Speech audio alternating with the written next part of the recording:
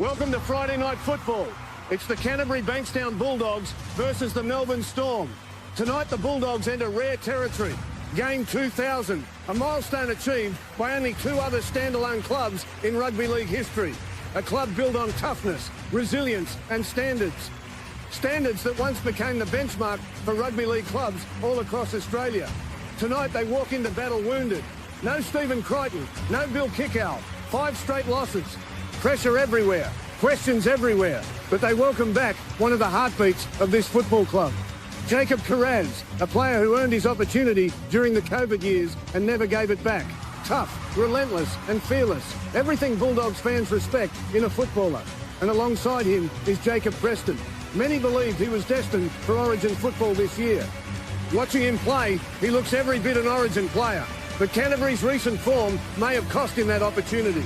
Standing opposite them is the Melbourne Storm, the benchmark club of the modern era. Even after 7 straight losses, Craig Bellamy and the Storm responded the only way they know how, by putting huge scores on teams and reminding the competition exactly who they are. No Harry Grant, no Cameron Munster, no Trent Laero. Doesn't matter, because Melbourne's standards never change. Which is why tonight matters so much for Canterbury. Because in recent weeks, the Bulldogs haven't looked incapable. They've looked hesitant, like a side feeling the weight of expectation. Players like Max King, Kurt Mann and Leo Thompson know what's required now. And so do the young players coming through. Lachlan Galvin, Jack Underhill, AJ Jones, Bailey Hayward, Harry Hayes. The future of this club is already on the field. People can write this Bulldog side off if they want, but inside Belmore, they still believe. And on the night of their 2000th game, the fight back has to start now. Enjoy your Friday night football. Go the fucking Dogs. G'day, Doggies fans, all things Bulldogs. It's the live review Sunday night. We're going to do this a bit earlier, but haven't been able to get my act together all weekend. And anyway, very, very happy. It was a great weekend for the Bulldogs and all our senior pathway sides. And there's some big points I want to make about how everything panned out on the weekend, and also with our pathways, a real milestone performance in probably the lowest grade, but it's very important that we speak about that just to show how things are coming together so we can keep the faith. But all the believers hang around us, all the true believers, the ones in the know, not the ones, threatening that the club had to win this week or else and all this sort of shit. I think a lot of people will find out from your chats, but even at 18-6 down at halftime, I felt really confident that we were going to win that match. And, we're going to need some luck. We're going to have to, and we got that luck ourselves through our challenges. We're done all really perfectly done, but lots of messages. I also wanted to decode from Gus Gould and Cameron Serraldo throughout the week, and through the players themselves and what they did. So how are you feeling, Gus? You were there. You made lots of appearances on TV, considering that most of the crowd was in your section. Very disappointing crowd, I must say. But well done to the 15,000 people who did turn up. How you going, brother? Oh, now you're bloody silent again. Here he goes. No. Hello.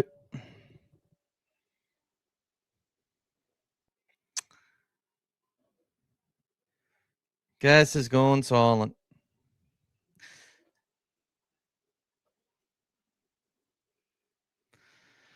Damn. Can you hear me now? I can now. You just come back, and now you're switching off on its own, unfortunately. Yeah, it's an internet thing, I think. Yeah. We'll just see how we go. It was very exciting. It was a disappointing crowd.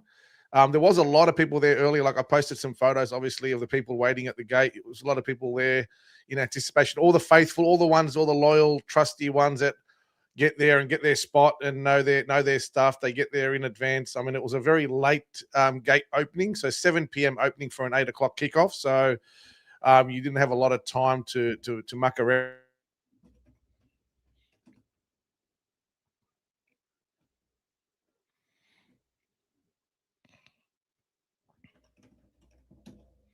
All right, Gas is his internet's having trouble, so he's going to have to fix that up. We'll go through a few chats while we wait for Gas to get back. I really g'day, Rhett, to you. You're first on. How much better does everyone feel? Gas is going to reload everything and come back on. And I love this little comment here. Imagine if someone told you last year that after 10 rounds of 2026, the Bulldogs would have, or 12 rounds, the Bulldogs would have beaten the Raiders, Panthers, and Storm.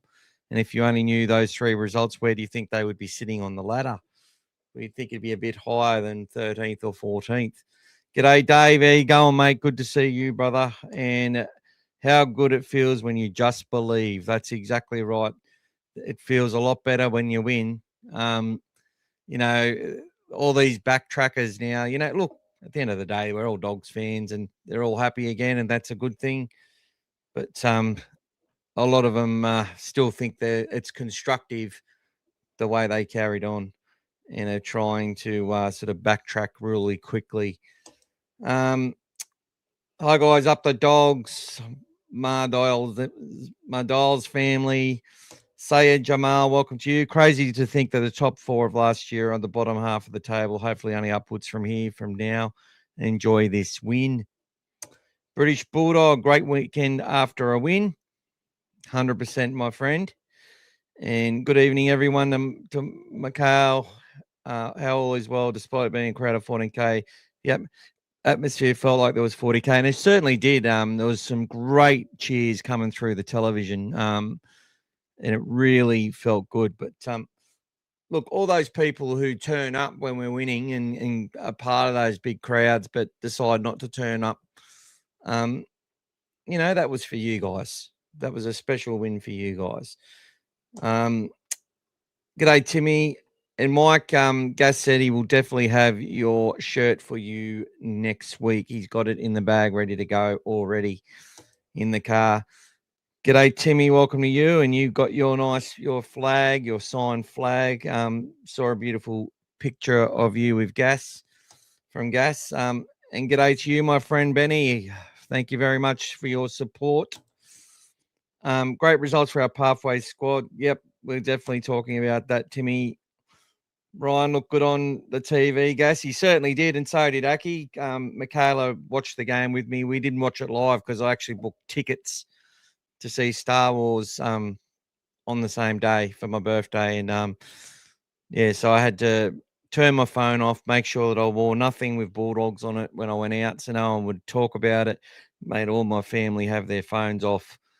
And yeah, managed to get back home and watch it on KO from start to finish. And my daughter watched it with me, and we got to witness the win from 18-6 down. Let me see what's going on with Gas.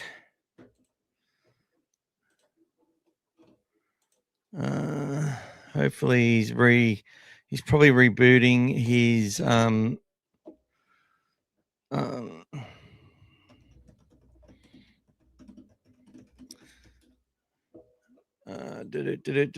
he should be back shortly, but all good. It's me, Mike X. Why do they call it the World Cup now? I thought they were talking about soccer on the news. Well, there is a Rugby League World Cup coming up. On the challenges, Wyatt tried his best to bring the Storm back into the game. It was annoying to watch. And it was great that we challenged and we won those challenges. And Serraldo talked about that a lot, which was good to see.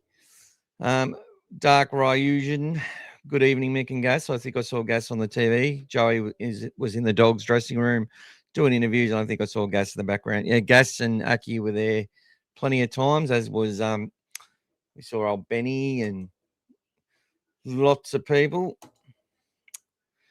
We were playing against 14 players on the night, but I believe the 14,000 fans of the game got the lads over the line. Also, who owns the Big O's 15-1 page, because they're spreading a lot of horrible rumors. Happy to share with you guys in the DM. Say it. I've seen the rumors. I think his name's Alex. One of these blokes was spreading the crap. It's probably come from the kennel.net. Usually that stuff does. all the stuff. They had some terrible rumors about Carraz in 2023, saying that, you know, he was sick of being a battering ram and other players getting their way, and the guys are off critter and all this.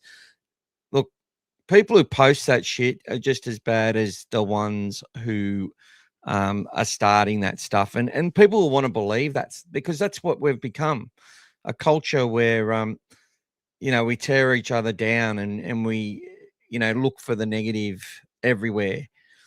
And this is what I wanted to say. And it's just so fucking funny. I sent a message to a couple of people in the media, privately, just to say, isn't it funny? You know, you can write some beautiful pieces about people when tragedy strikes. And I don't want to use tragedy to promote what I'm saying, but the fact of the matter is that these guys are all gladiators. All of them, from the Kyle Flanagans to the Jamin Salmons to the Marcello Montoyas, the people that constantly get ridiculed in the media. There's a whole bunch everywhere. And not just media, but fans in general. Absolutely torched constantly. As being, you know, and the fact of the matter is these guys are actually gladiators. They're warriors for our own entertainment. And it takes until people are reading eulogies before they can, you know, celebrate their greatness. Now, it's part of our culture to be the under. That's why we warm to underdogs. And the Bulldogs are underdogs, you know, and they want to glamorize us and over talk us when things are good and then smash us when we're down. But they do it to a heap of people. People just need to be better. But that's what I mean. The same media guys that did these beautiful eulogies and stuff, and tributes and getting us to see the positives of I'm talking about you know, it's just such a sad thing what's happened with the motor neuron with a few of our gladiators, you know, and to think that they can write such great tributes about a guy who's loved in his club and played with his passion, even when he's, you know, getting angry at fans, that's because he's passionate. But at the same time, within 3 minutes, they're posting shit about another player, you know, just toxic crap. And look, whilst I don't mind banter and all that sort of stuff, banter's different.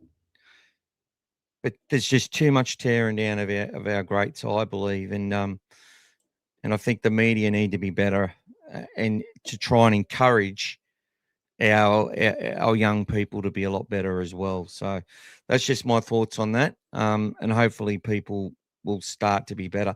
You know, as I said, banter's fine, but you know, it's just bullshit. You know, they wait till tragedy before they actually say good things about people. And it's in our culture too. Like how many times we get to a funeral and we realize there's people there we haven't spoken to. And even the people that passed, it's like a lot of them pass without you speaking to them and stuff. And it's like, they're actually really great people. Why didn't I make more effort? You know, so much reflection on those things. Sorry to bring you down, but I want to. We'll move on from that now. But I'm still really pissed at the way some of these. You know, I was glad that Serrato stood up for the club and the players, and those rumours that were going around are absolutely disgusting. And in my opinion, anyone who's sort of sold those rumours and said, "Oh, this is what's going on," or whatever, you know, and posted it to Facebook pages and that to create disturbance. I hope the club tracks them down and bans them. I want nothing to do with these people. And if I see any of them, they can get off our groups and our pages. You know, other people keep them on there because they like their views and they like making money and stuff off whether it's negative or positive. They don't care. As long as they get the click and the view, they don't care. We're not like that here. We're a community and we love our heroes, you know. And wasn't it good to see a player like Marcello Montoya? Look, Marcello and Jacob Carraz had two moments where tries were scored in that first half. But the difference when a player gets to refresh their body and overcome an injury that's obviously impacting them. Welcome back, Sunshine. Still a bit. G'day, mate. Better now or not? Still a little bit crappy, but I don't know what's happening. You look good too, mate. Thanks, mate. Oh, you look great. It's just the internet. It's all right. You look better in high def too, by the way, but I'm not getting high def through at the moment. One thing I was just saying, just mentioned that the Big O's 15-1's been sharing that disgusting rumor post, and I just talked about it's a real shame that people wait, like with what's happening with Jai Arrow and stuff like that. People wait until they're reading tributes and eulogies about people before it, why can't you just be a little bit more positive while they're still here, is what I'm basically saying. All right, British Bulldog, totally agree. It felt good even when behind 12-0 and 18-6. Refereeing seemed less heavy, even if we needed some captain's reviews, far fewer 6 agains. How much of a factor was that? I think that's a really good point, and I actually wanted to talk about that. I do believe that the game had a little bit of I think it was reffed a little bit differently. I will say that. I think there was a little bit more leeway. I felt both teams hammered in the ruck, but our play the ball speed was pretty good. If you actually look at it, how fast our players were playing the ball, the Storm were getting up and were poking through. And even if they hit out, there was a couple of sets where Max and Leo sort of got smashed a couple of times, but the third hit up was great. So it's just the energy. Having those two big guys run the way they do takes energy from the opposition, right? So even if you get smashed for a couple of sets, it enables you to eventually win that battle and win that war. And I think we well and truly done that over the 80 minutes, as we should have. And it just shows you what happens when you get a bit more traction, when you get some people back on the field that aren't injured. And then when you find out that Connor Tracy's been injured for 6 weeks, Jonathan Sewell had knee issues before he got on the field. Our young guys, Jethro's been coming back from a shoulder reconstruction as well. Critter's had injuries with his shoulder. All these things impact our players, and it impacted our ability to win matches. It's just a simple fact. And the other side of that is, why didn't you throw the young guys in? Because a lot of the young guys weren't ready either. So the best options were on the park. Now, a player like Jed Reardon can come in after round 10, okay? Because he's on the New South Wales Cup list. And so we can get some players from that if we need be. So very, very happy, very proud of the boys. And I'm hoping that we go to Combank on Saturday against West Tigers. It'll be fresh after the bye. We get a nice break of 8 days, which is good enough. I don't think Critter will back up, and I think we need to keep him fresh.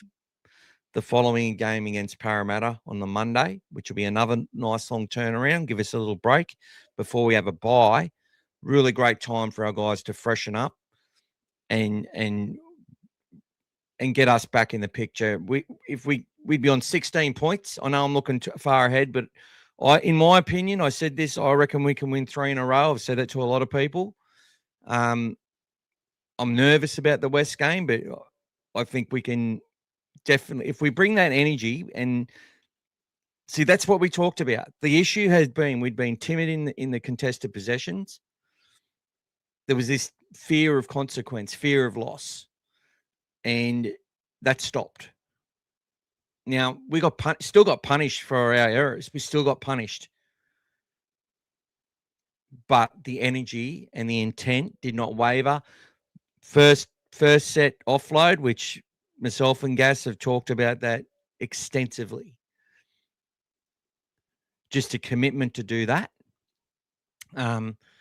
Bailey Hayward and Kurtman at the start, ready for those offloads. They knew they were coming. The intent was there. That is our game. That's what opens things up for us.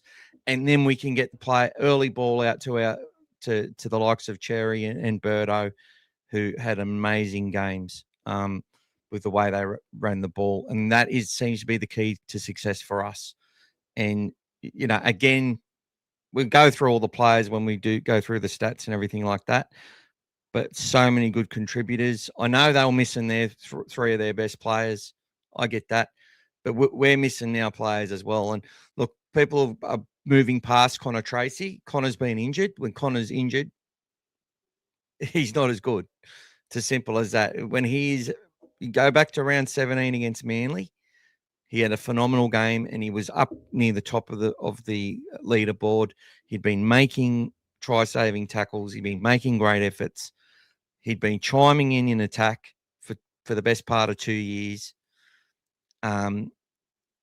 And right now he's just struggling with getting to the area on the field, and the speed of his play hasn't been where it needed to be. So that's been the issue. And he will be back for us, and he'll go back to fullback when he comes back, I'm pretty sure, at some point. And he'll be fresh and he'll be fit, and we'll have a team, I think, that'll be coming home strong in this competition. We'll have to chip in to get Gas a better internet connection. He said it's been great all day. And that's the thing. Like, I know when I get to the end of my street, it starts to, like, it has a dead spot. And sometimes that, I go at the front of my house and the phone won't work. So, yeah. G'day, Sam. Karaz played well at fullback. I think Karaz played his game and played with great intent. And as I said, if the fact that he's been able to recover from that preseason injury that was obviously impacting him before he got the MCL, these things make a huge difference to our team. And I think there will be more energy next week as well for the West Tigers. Like, they'll want to get revenge on what happened. G'day, mate. How are you? I don't know. How's that going now? Going good. Are you using the mobile? Hotspot, yeah. I reckon it'll go better, yeah. Everything shut off on the internet for some reason, so I've just rebooted it, but I don't know. I'll just stick with hotspot for now. All right. But I've been hearing it on the other one. I've been hearing what you've been saying. I've had you going on the phone, so continue on, mate. I've been hearing everything. Awesome. G'day, Tony. How you going, brother? 14,000, no AFL. It was a miserable night, though. I will say, for those who were there, there was a lot of bad weather, a lot of sort of rain and stuff like that. It was a later start. But, yeah, I mean, people coming off 5 in a row. Yeah, all the faithful were there, all the trusted, loyal ones, all the fringe ones, the ones that only come when they expect to win. They were hiding at home, ready to post something online about the loss. Yeah. And then they're the first to jump up and down and celebrate the win. But they're the same ones that are barracking for Underhill's performance, but they'll be the first ones to shoot him down when he has a bad game or makes a few errors. Yeah. So, yeah, signing for 10 years, Gus, and all that stuff, even though he's already signed for another couple. But, everyone, the weather was sort of pretty ordinary on the night.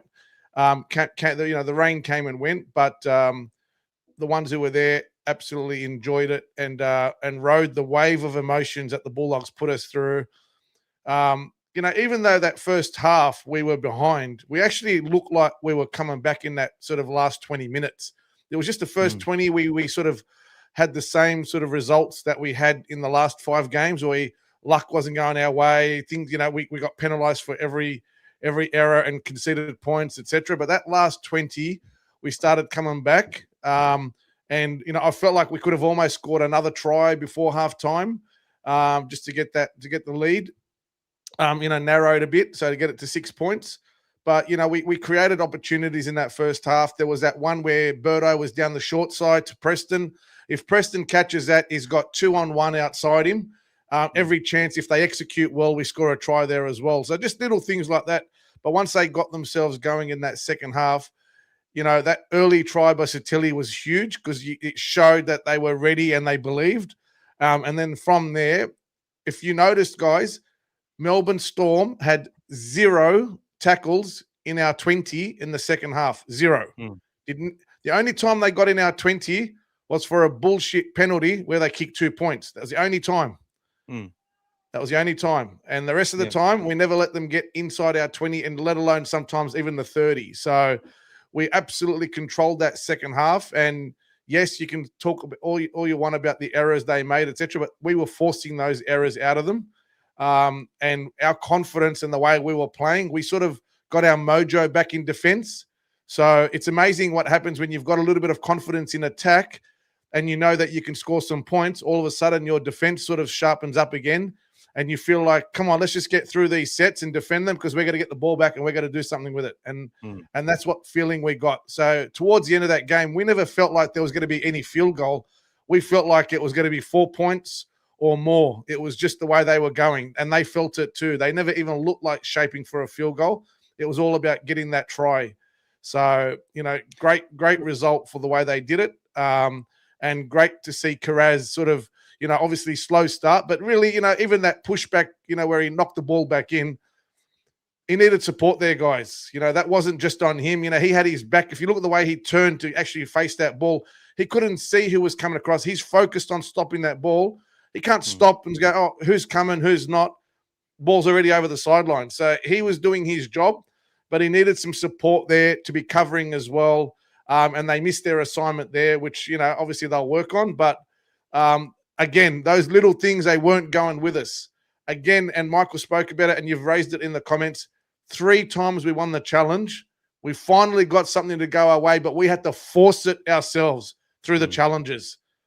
And once we got some of these things go our way, we got the result. We have had nothing go our way in those last 5 games. I'm not saying we would have won all 5, but a couple of those games, the results could have been different.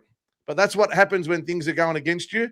It knocks your confidence down. And the other day, they were like that for the first 20, but once they got themselves going, they started believing. Now, to not make the same mistake we made against Penrith, they need to go out there now and know that they have to deliver that result every time and have that confidence, have that belief, and know that feeling of what might happen if you don't do that result, if you don't get that energy and effort areas up.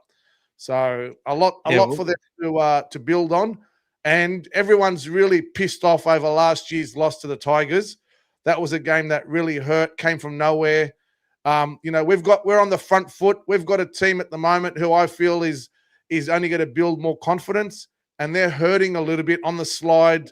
Still missing Buller and Dewey, who were the 2 instigators who hurt us last year. So they're still not to be taken lightly. But I feel like Michael's right. We can win a couple of games in a row and start the season again. And then we start to get into that groove of getting those buys, splitting our season up, coming home, where so far this year it's been a really sort of tough grind after Vegas and Canberra. Well, it's going to be 2. So we're going to have some spaced out games like Wests, and then I think a 9-day turnaround into the Eels, and then a bye.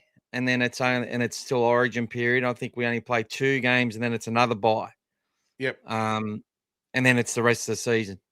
Yep. So it's going to be a long road home, and it is a much tougher finish for us.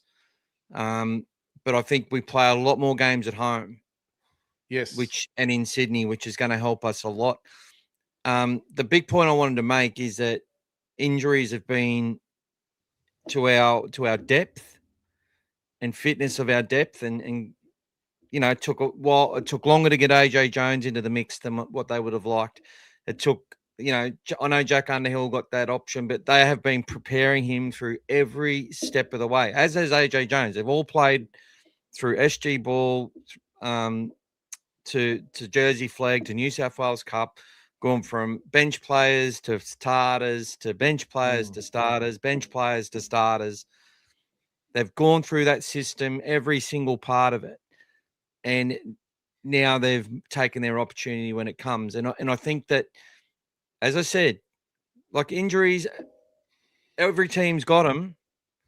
Even when we play the Broncos and we were missing a few players, right?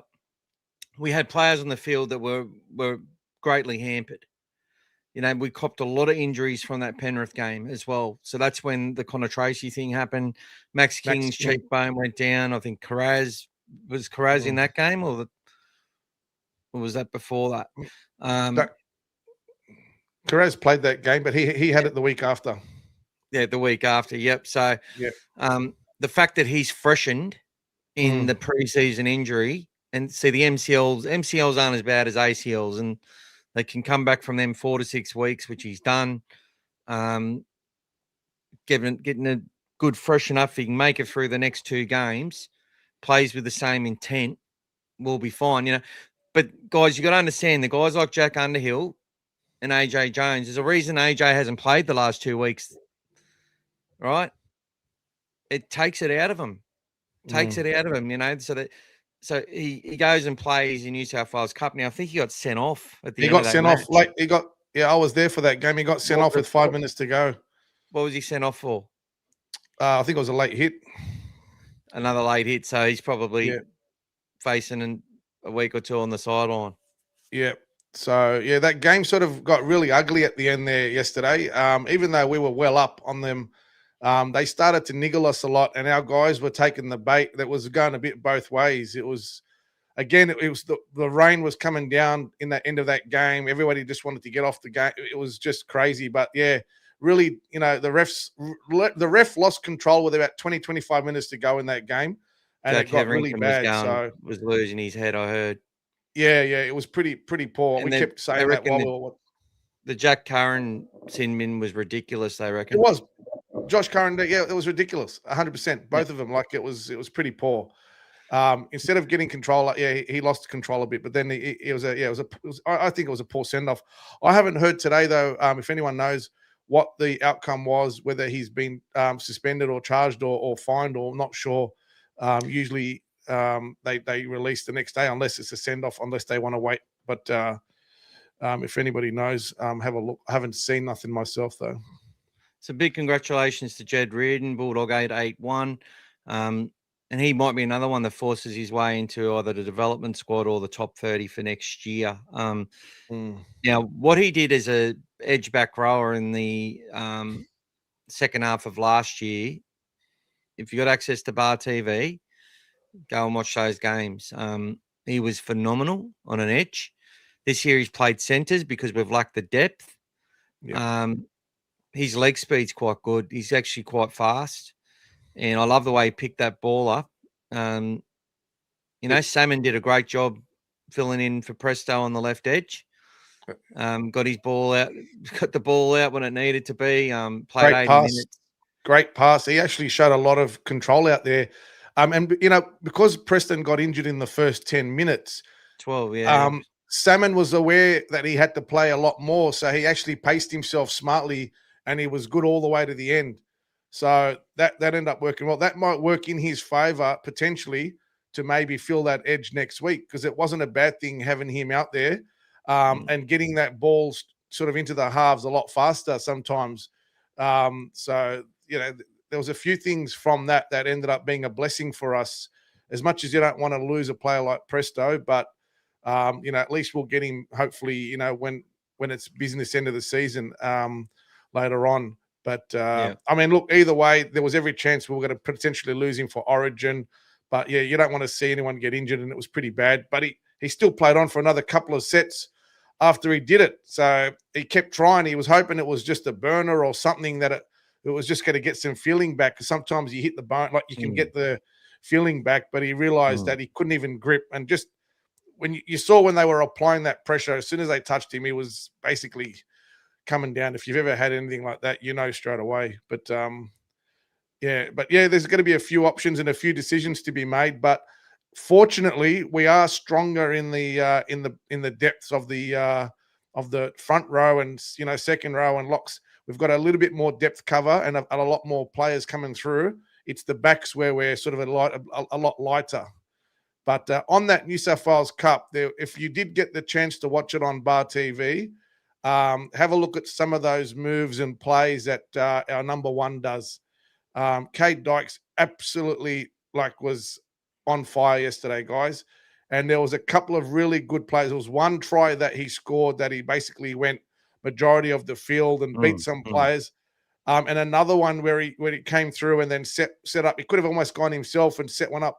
But the thing that I love the most about what he was doing is he was able to, when still being hit solidly, maintain amazing balance and keep running at the same time, which is not every player can do this, guys. You might think the way that he kept himself going and balanced himself and just kept his body up was amazing. Showed a lot of up body strength and leg drive, and just kept maneuvering and swerving and then accelerated again. And the more that he's playing, the more confidence he's getting. And it's exciting to see him as an option potentially down the track. So really, really, really good stuff. So if you get the chance to watch the Bar TV highlights, make sure you see it or watch the game. It's really exciting to see. Big thank you to Sean.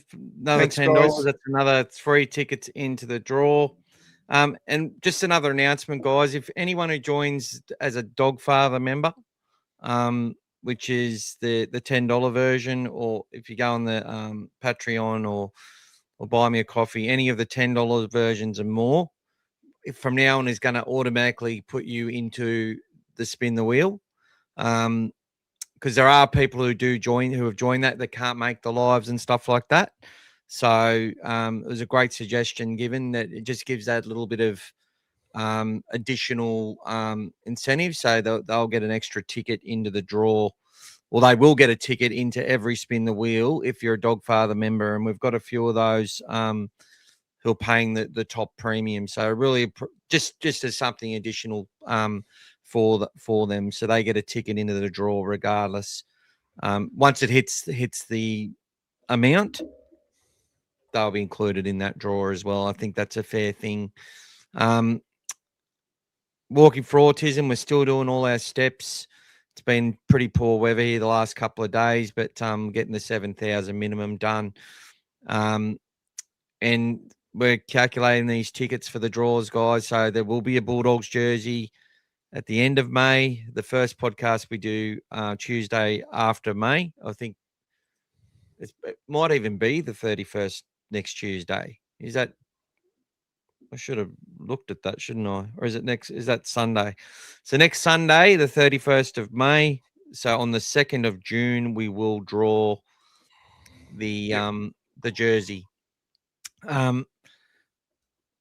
Thank you to Matty Warren, who's just joined as well. Thank you so much for joining as a monthly member. And James, who is a monthly member and proud Queensland Ipswich boy.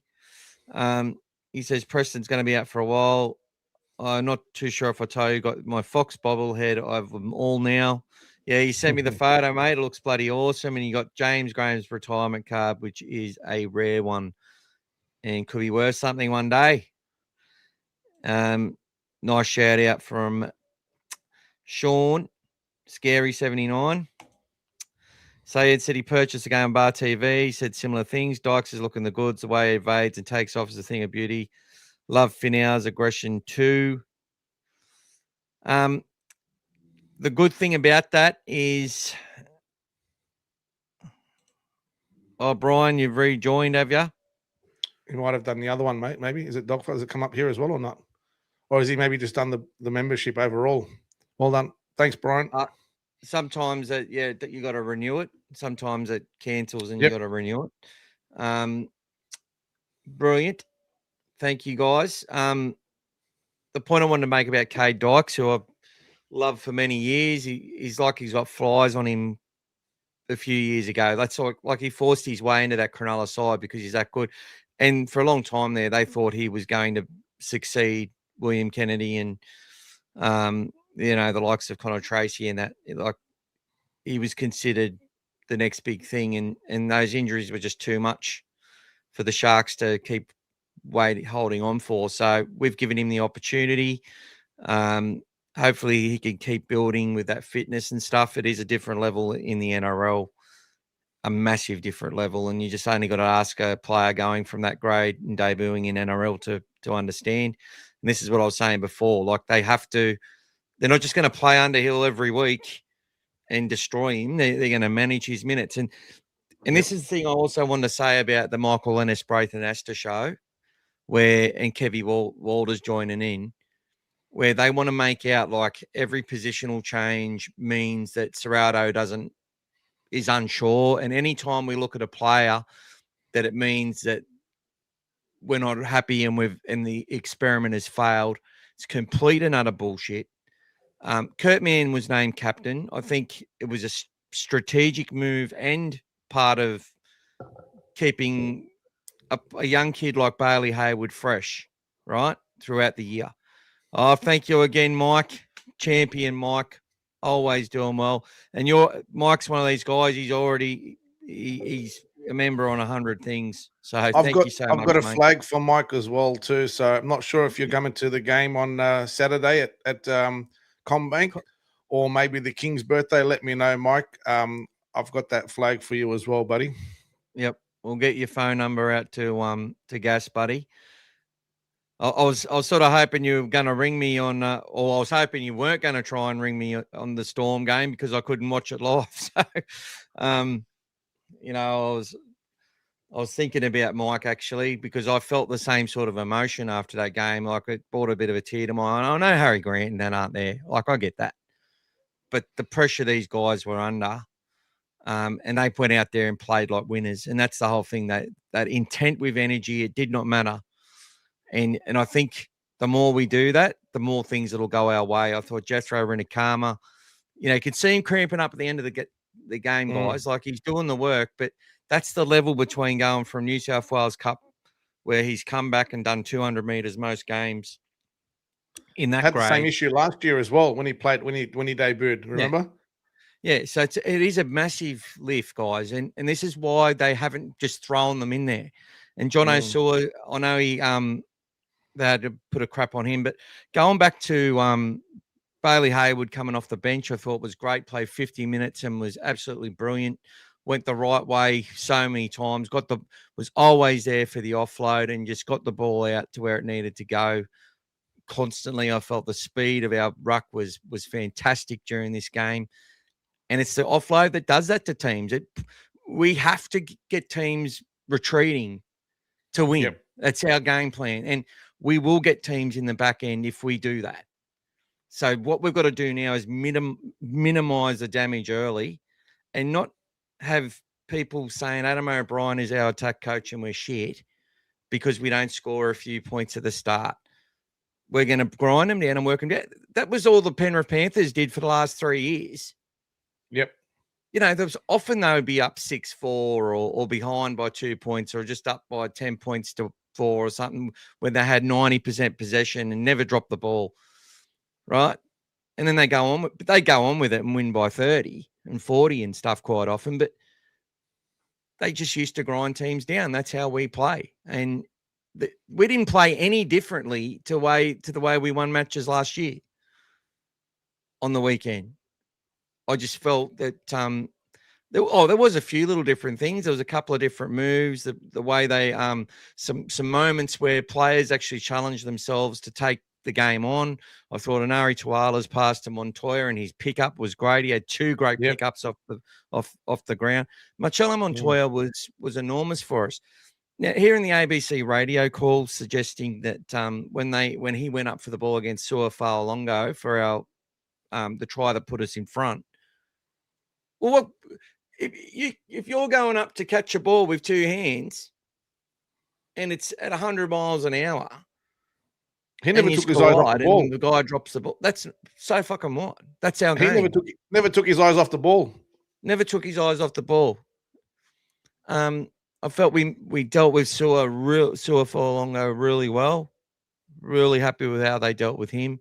And he's another young guy. Like he's a guy who's going to be so good over the next 2 or 3 years. But playing week in, week out, it's hard for these young fellas. It's hard. And I'm hearing people saying, oh, he's nothing, he's got nothing and he's shit and whatever else. I'm like, no, he's one of the best talents in the game. It was same with Keanu Kinney and what's the fullback for Tane Tuapiki and that.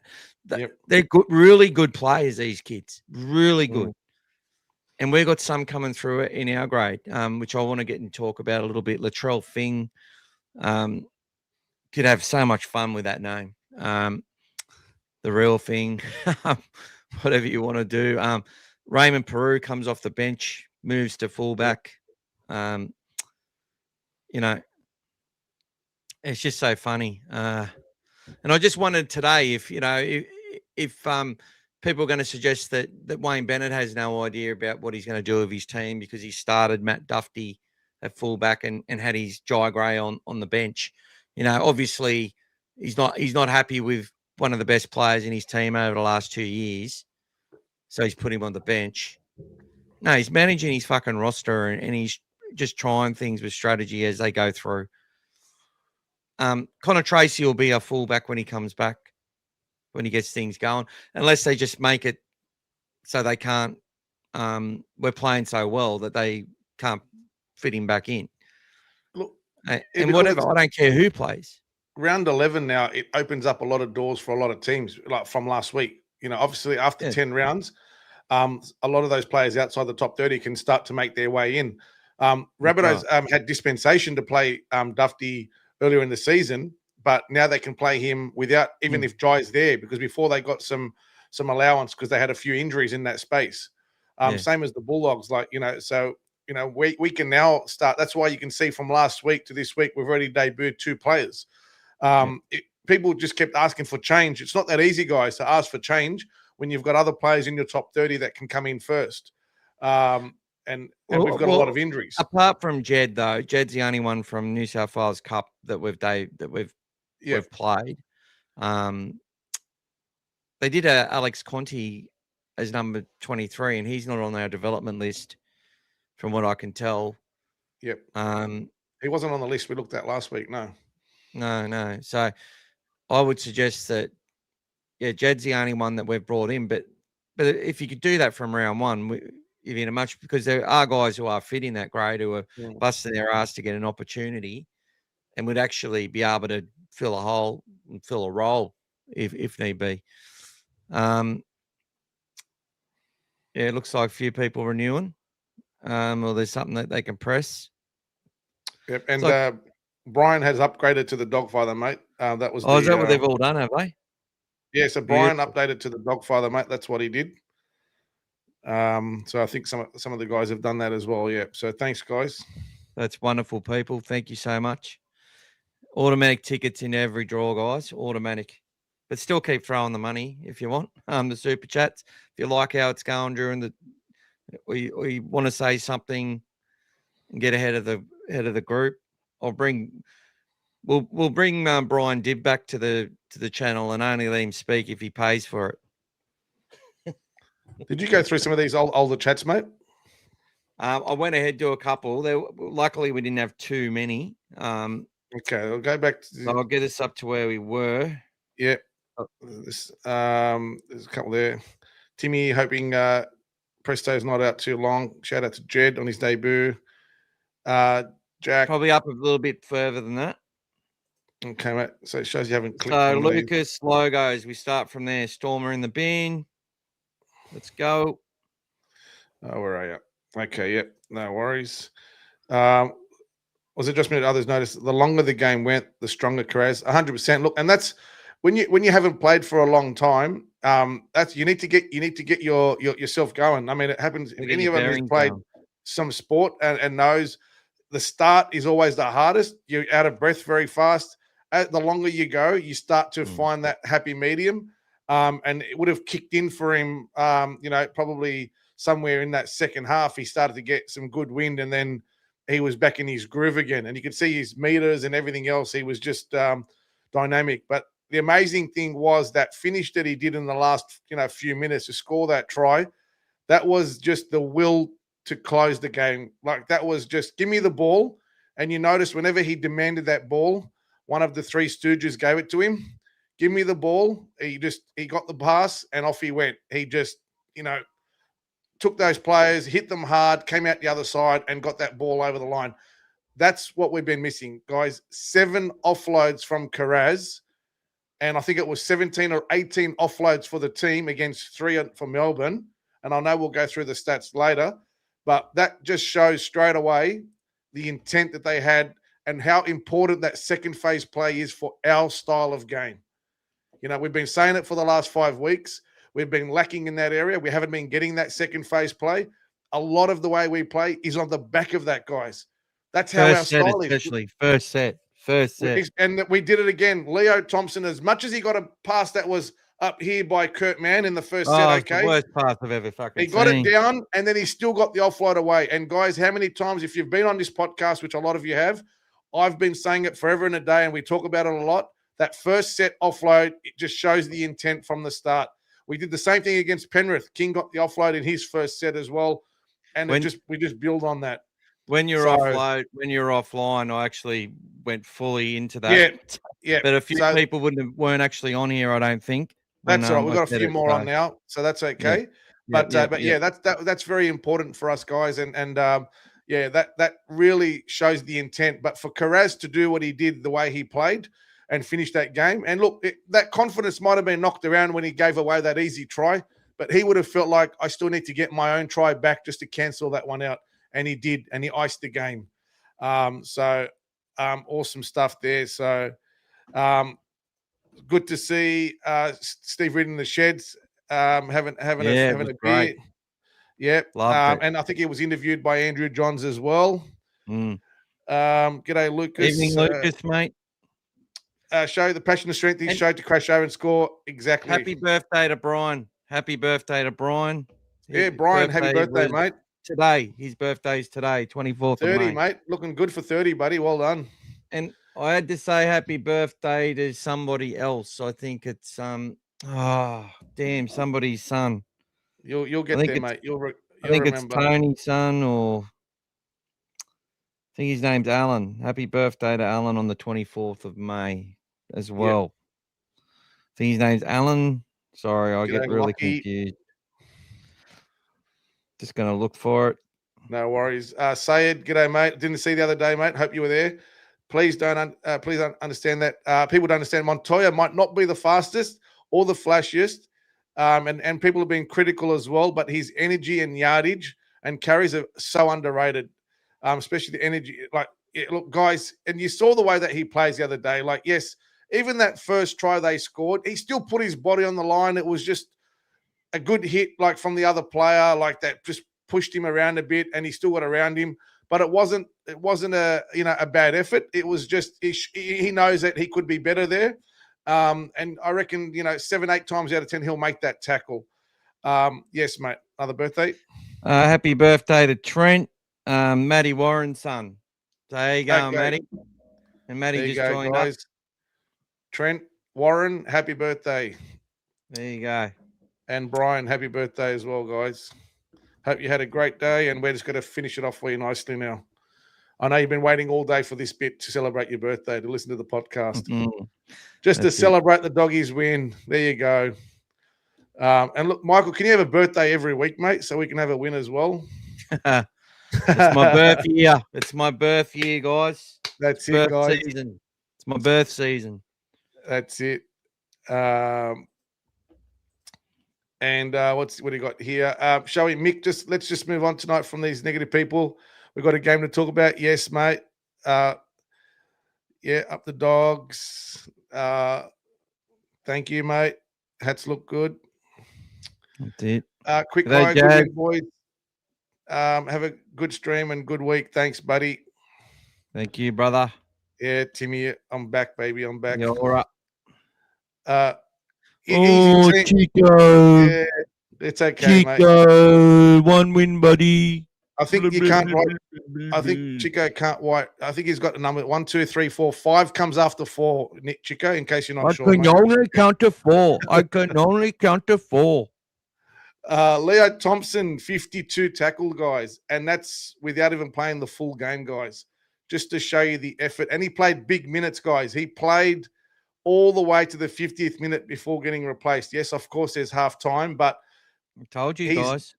He's getting himself ready, guys. He's a big minute player. It won't be long before he's playing 70 minutes every week, guys. 65, 70 minutes if we need him.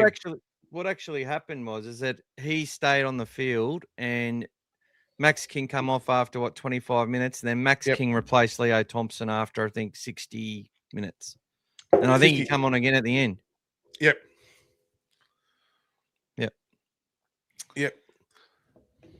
Sandy, just trying to work out the team. Welcome. G'day, Sandy. Love the podcast. Keep the blue and white faithful. New win would come soon. Good on the players and coaches. When you believe the blue and white, go out to fight. Absolutely. All we needed was just Gus to settle us down, guys. Talk a few podcasts, get everyone, hearing some stories, and off we go. And then give something to the media to start extracting these pieces of his podcast and turning it around and making it into a story against us. Love it, guys. They got nothing else to talk about. I'll be decoding the whole thing tonight. That's it. Don't you worry about that. There was one person he was speaking to the whole week. One person, Matt Burton. Yep. He knew he wasn't going to help his own career by going live, because it wasn't really going to help the Bulldogs other than shut things up. They're trying to sit there and twist everything like that they're against each other. Oh, Gus just spoke. Did you hear him say this? Blah, blah, blah, blah, blah. And make it about Galvin and all this stuff. And you know what he did? That discussion about Matty wants to be a Bulldog. We want Matty to remain, which he's basically said that on Twitter all preseason, in like a few words. And what happened is that when he's sitting there talking about that, like James, I felt James did a really good job of trying to get the narratives that were out there to Gus. And what he was actually talking about was, like, he's sitting there saying, well, how come you're talking to Verrills? We need a backup hooker. Okay. And we're not going for him anyway. We decided we didn't want, he'd met with Metcalf years ago, about 3 or 4 years ago. Good player on the market. I probably wanted to find out the situation as to why he wants to leave New Zealand and stuff.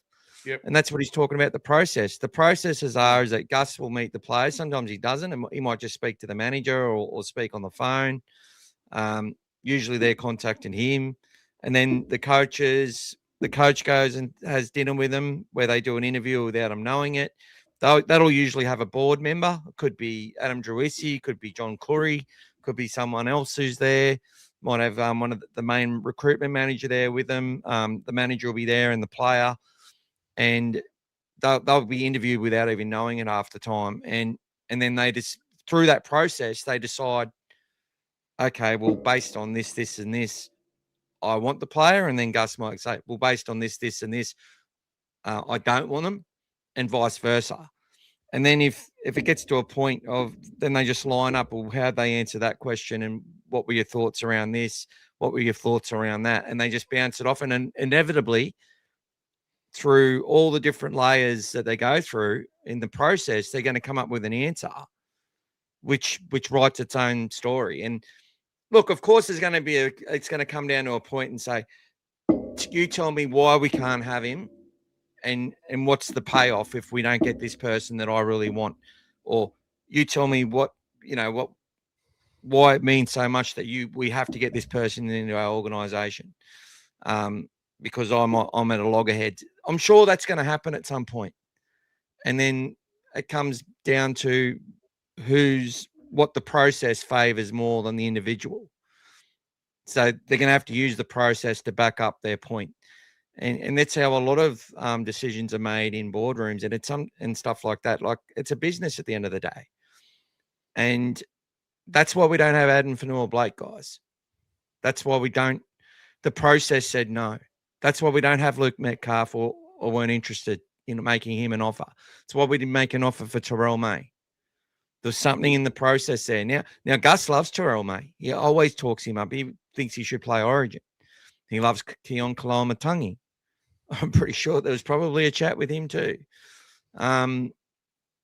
Maybe cost us too much. But at the end of the day, a lot of our Bulldogs fans from the 80s and 90s think that we can just wave a magic wand and go and pick 4 or 5 players and give them whatever they want and make it work. And then the media talk about Gus like, oh, he can make it work. He'll just flick these few off. Even James sort of said it. We'll just flick that one off. But in all of that, the construct of the narrative was that, well, where's Matt Burton going to fit? If you get Metcalf, well, he wasn't going to fit. If Mitch Woods, who Gus says needs to play in our pathways a lot more before he's even considered for NRL, right? And they're saying, well, yeah, but what if he is the 7 that you think he's going to be, and Galvin is the 6, which you've also now said that he's going to be the 6 and he goes, I never said that. I just said we never bought him as a 7 because, but he's the best 7 we've got right now. And Serrato's just elaborated more that if he keeps playing and developing the way he is at 7, he can make that position his own, which is the right message. Right. And here's the final piece. Matt Burton.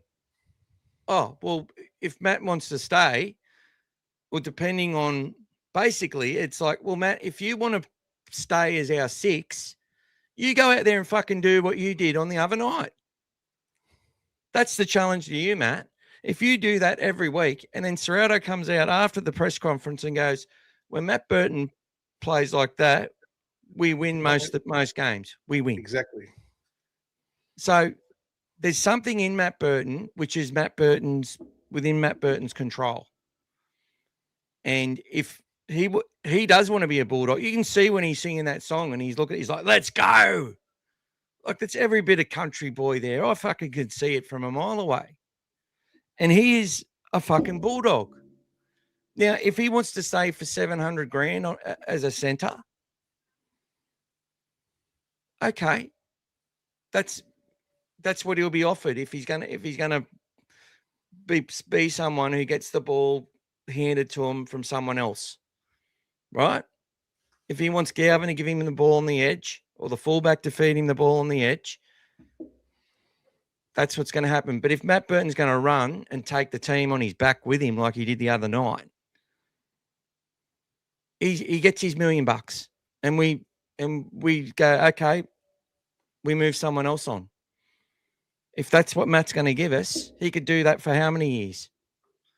And then if he's going to be able to do that and pick up the ball and kick it when we need it kicked, defend the way he defended on the weekend too, by the way. He was phenomenal without the ball. He was, and I've said this all year, he's actually been smashing blokes, but he's been getting fatigued out of it and then getting left out of marker, and opposition halfbacks have just pulled our pants down.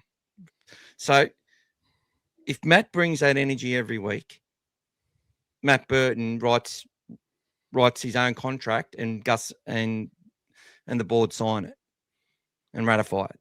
It's as simply done as that. That's the end of the story. But if we don't get that from Matt, we need to get that from Matt. And we don't care what the stats are. We only care what we see from Matt doing that stuff, right? And there's a reason he's been in the Origin team for the last 5 years. Huh? There's a reason he's been in the Origin team for the last 5 years. I mean, that's exactly. Everybody knows the player that he can be. He's knows one of the what best he can players be. in the competition. He is 100%. elite. Yep. He's better than Cameron Munster. Yep. He is. He's better than him.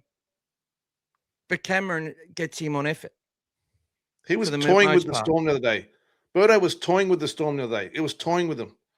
Whenever he decided he wanted to run, like he was a 250,000 player. Yeah. That he was when he left the Bulldogs. Not the $450,000 player he's right now. He made Nick Meaney look absolutely hopeless. Yeah. And Nick's not. But I said in my articles, Nick Meaney has to improve if the Storm are going to be in the top 4 or win a comp. And he hasn't. Defensively, he hasn't. And he's going to leave their club. He'll probably do all right next year. But they're missing Tyrone Wishart. I know they're missing all these players, guys. I get that. But our team played its game, and they've got to go out there and do that against Wests, and then we're going to do it against Parramatta. That'll be 6. That'll be 6-7.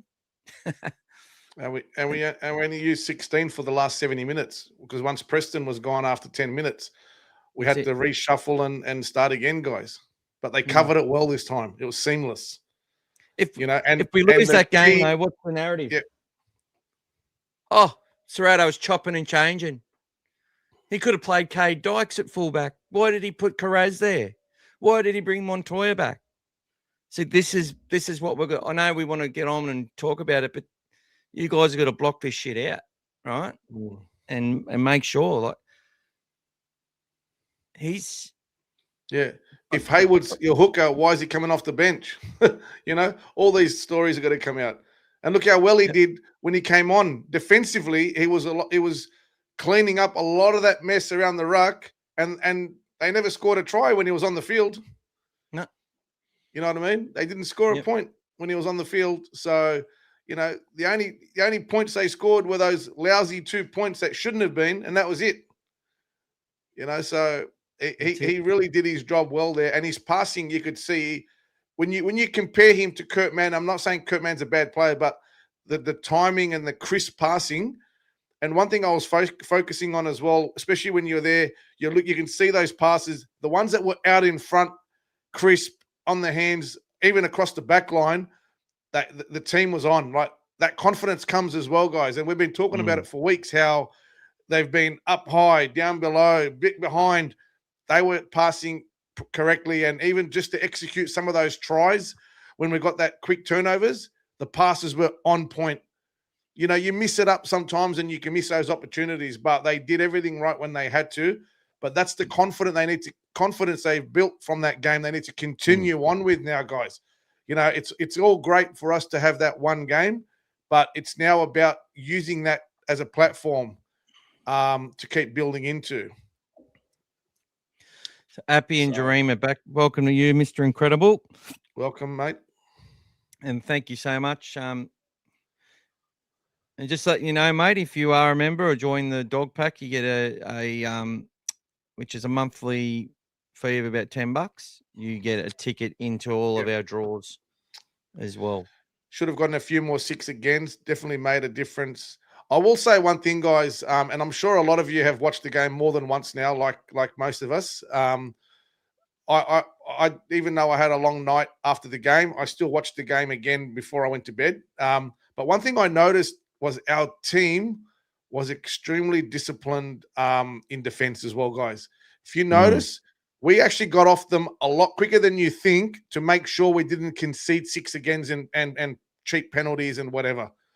You know, we only copped a couple of infringements early on, but really that second half, the way we played, we knew that we had them covered in the way the guys were playing, and we were jumping off. We were making sure we'd pull players off them, not to give them a 6 again or a penalty or give them any type of momentum. The discipline, they really worked on it this week, guys, and it was noticeable. As much as that ref wanted to give it to us, and he did get us a lot of poor decisions, like Serraldo really made sure he pointed out, like Mick said before, you could see it so clearly, like he's been frustrated with the calls, and he made sure he said it, that we had to win 3 challenges without saying the ref stuffed up 3 times. He made sure he spoke about it, and they even had a decision that was basically ruled, inconclusive, which I thought was a knock on every day of the week. Shouldn't have been an inconclusive one. It was pretty clear cut, but it's the Melbourne Storm, guys, so they gave them benefit of the doubt. Yep, there you go, mate. Aki's watching it for the 10th time already. But yeah, as you watch that game, guys, you'll see how quick we got off them. And when we go through the stats ladder, you'll see even outplay the balls. And, you know, one thing I noticed, guys, and you see it a lot, when Matt Burton does what he does, the best thing about his breaks that he does is have a look at how quick he plays the ball once he's been tackled, guys. He is lightening up and playing that ball. So whatever he's just done, that extra second of speed that he'll do from a normal play of the ball to when he does it makes a huge difference when you've got that attacking momentum after a short or long break. The commentator watch that game a few times, you'll see it, how many times he jumps up, plays the ball, and it's just crazy, guys. Really, really, really smart way to play. And there's a lot of players that in our team that are starting to do that as well now. Even Salmon does it very well, guys, as well. Well, Salmon's been at 2.7 seconds through the middle for the last 3 or 4 weeks. There you go. So he's generating off. So when he does take the run, he generates and that's what the Cameron. You know, they're saying he's trying to be Isaiah Yo. Well, Cameron Murray's to me is the benchmark. He's the benchmark. Yeah. If Cameron Murray played for Penrith for all these years, they would have won just as many comps, is what I'm saying. Yeah. Yeah. And if Isaiah Yo played for South, it'd be a good player. Win the comp. He's a good player, though. I love Isaiah Yo. Absolute, and I love the way he speaks. He's an absolute gentleman. Happy birthday to you, James. And then we've got the other James on who wants to. He just sits there and takes the old, he's gaslighting. He's gaslighting. It's like, God, man. People are so ridiculous. Like, I'm not even a huge fan of Gus. I love the final word. I disagree with him on so many things in general. But when it comes to rugby league, your return on investment goes up. Simple. Yeah. It's as simple as that. And we're not getting that from anyone in our system for a long time. We'll get people who'll come in and do some stuff and the share price will go up. But what that left it, the whole bottom fell out. We lost everything. This guy is getting it going. He's got to be allowed to finish the job. He didn't gaslight James at all. When he's talking about, you let Reed Marty go. No. He respected Reed Marnie enough not to say what he didn't want to say, guys. He respected him enough, and every ex-player, to say just enough of what he had to say, and be respectful about the fact that, there's still humans out there and he doesn't want to start anything up. He could have said a lot more, and we've said the story on here, guys. Michael's even written articles about what's happened to Reed Marnie, but out of respect for Reed, Gus was very controlled in his response there, guys. But he made it very clear that everything that happened with Marnie and Sexton was happening from the off-season, not from the middle of the season when Galvin came. That had nothing to do with it. 100% it was a coincidence, as he said, because all that information we knew about at the start of the year, there was already talk from Sam Ayoub and everything else about Reed asking for permission to negotiate. That was already happening, guys, from before the first ball was kicked, before game one. Exactly. So there was no surprise there. And that's the thing. And look, it's the same. That's what they do in Penrith. And this is when Gus says, my job is to make my job redundant. And he said that's what the idea of anyone who knows business has people come in and they come into places and they fix them up and then they go. That's what Gus is. He is there to. There's all these dickheads who say, he's just there to get his money and he tries to prolong the pain as long as possible. It's like, well, how could you say that? You've gone from being on your knees to being in a position where the fans expect you're going to win comps. That doesn't happen without having him doing his job properly. All this gaslighting, I never heard the word gaslighting until about 3 years ago. It seems like people say it to make him feel intelligent. It's like, and honestly, Mike, he come in here and he said exactly what happened. I think he put it more in a nutshell was we couldn't keep in the salary cap. This is a guy who wants players to earn as much money as they possibly can. And when they can't find a club, if they're going about it the wrong way, he sort of sits there and gives them silence. But it's like Viliami Kikau when he signed with the Bulldogs. His manager, under the framework that Gus created, his manager gets a phone call from the club to say, Viliami, we want him to stay here to the end of his contract. Right? We love him, but we can't insult him by taking 200 grand off his contract because we've got to bring Liam Martin through and all these other guys, right?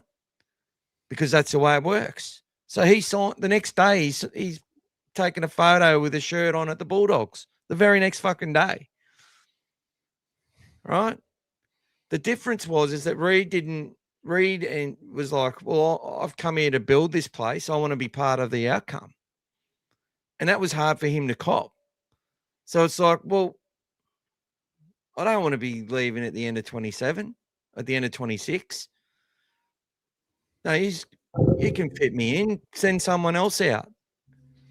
No, well, it's probably we're not going to be able to do that. And part of that is, and what he was talking about with the coaching team was that his feedback was he was fucking up after under 60 fatigue. minutes.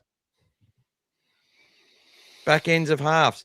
The amount of, as I said, the amount of times the hero play was done after we just wrestled our way out of and grinded our way out of long defensive periods, and he'd be in a rush to try and get it back on his own back. Now, that's positive football, and it's great if it pays off, but it didn't. Often it would result in us conceding after being so resilient for so long in 4 or 5 massive matches.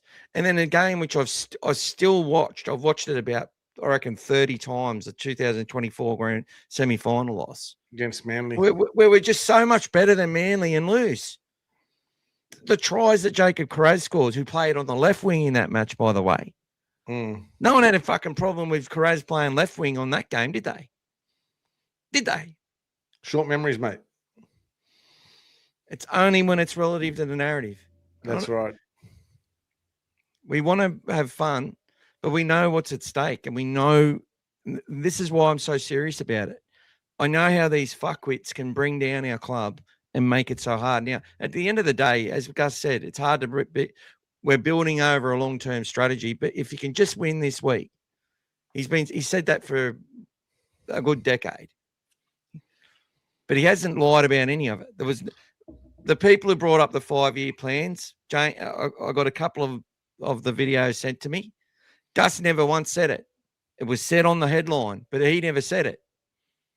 The headline on 100% Footy was Gus's 5-year plan at the Dogs at the end of 2021. He never said 5-year plan. And then in 2023, he was asked a question about how long is it going to take? And he said it's going to take 5 or 6 years for us to get the juniors ready. That wasn't 5 or 6 years to win a comp. Yep.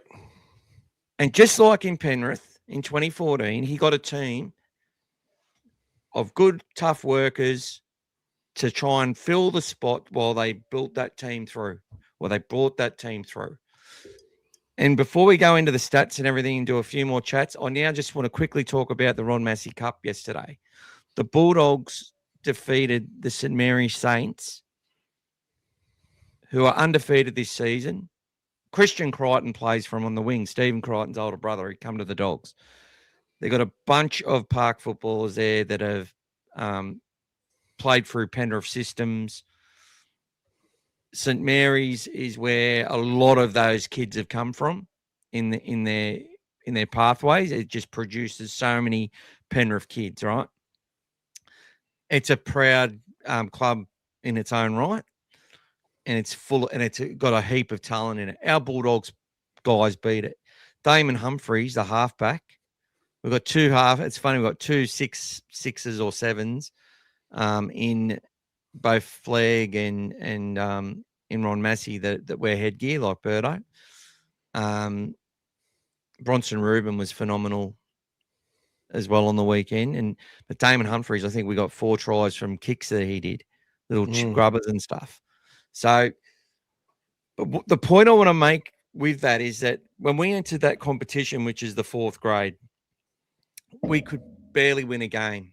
The second year, I think we won 2 or 3 games.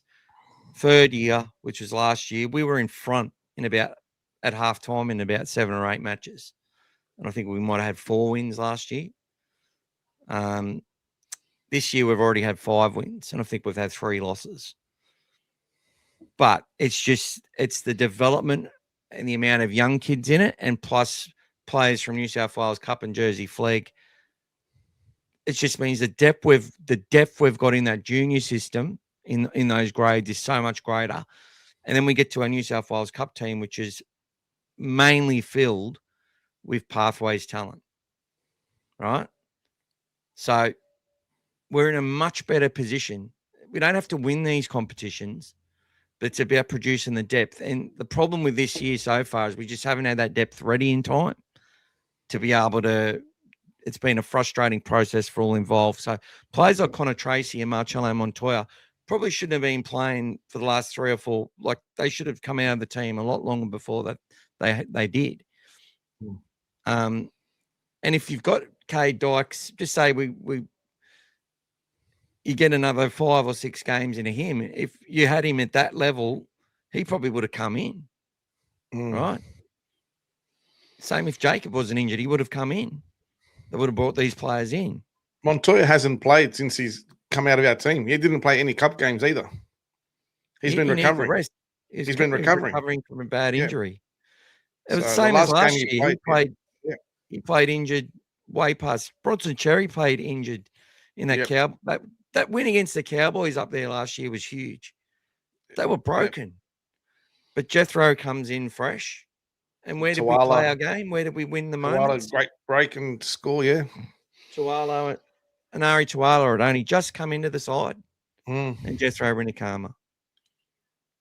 So everyone's sort of talking about, who's going to get dropped when Critter comes back? Well, I think Critter will come back against the Eels. Or will he even get to play in that game? Yeah, he should get to play in that game, eh? Yeah, we will. And then it'll be the fortnight after that. It'll be Origin again, if he gets picked. So I think this week they will keep the same team on the park as we had against the Storm, against West. So Jareen Buller expected to be back, and Appy Coruscant after back from suspension. But there's another guy is Samuela Fainu back because he's been huge for them this year.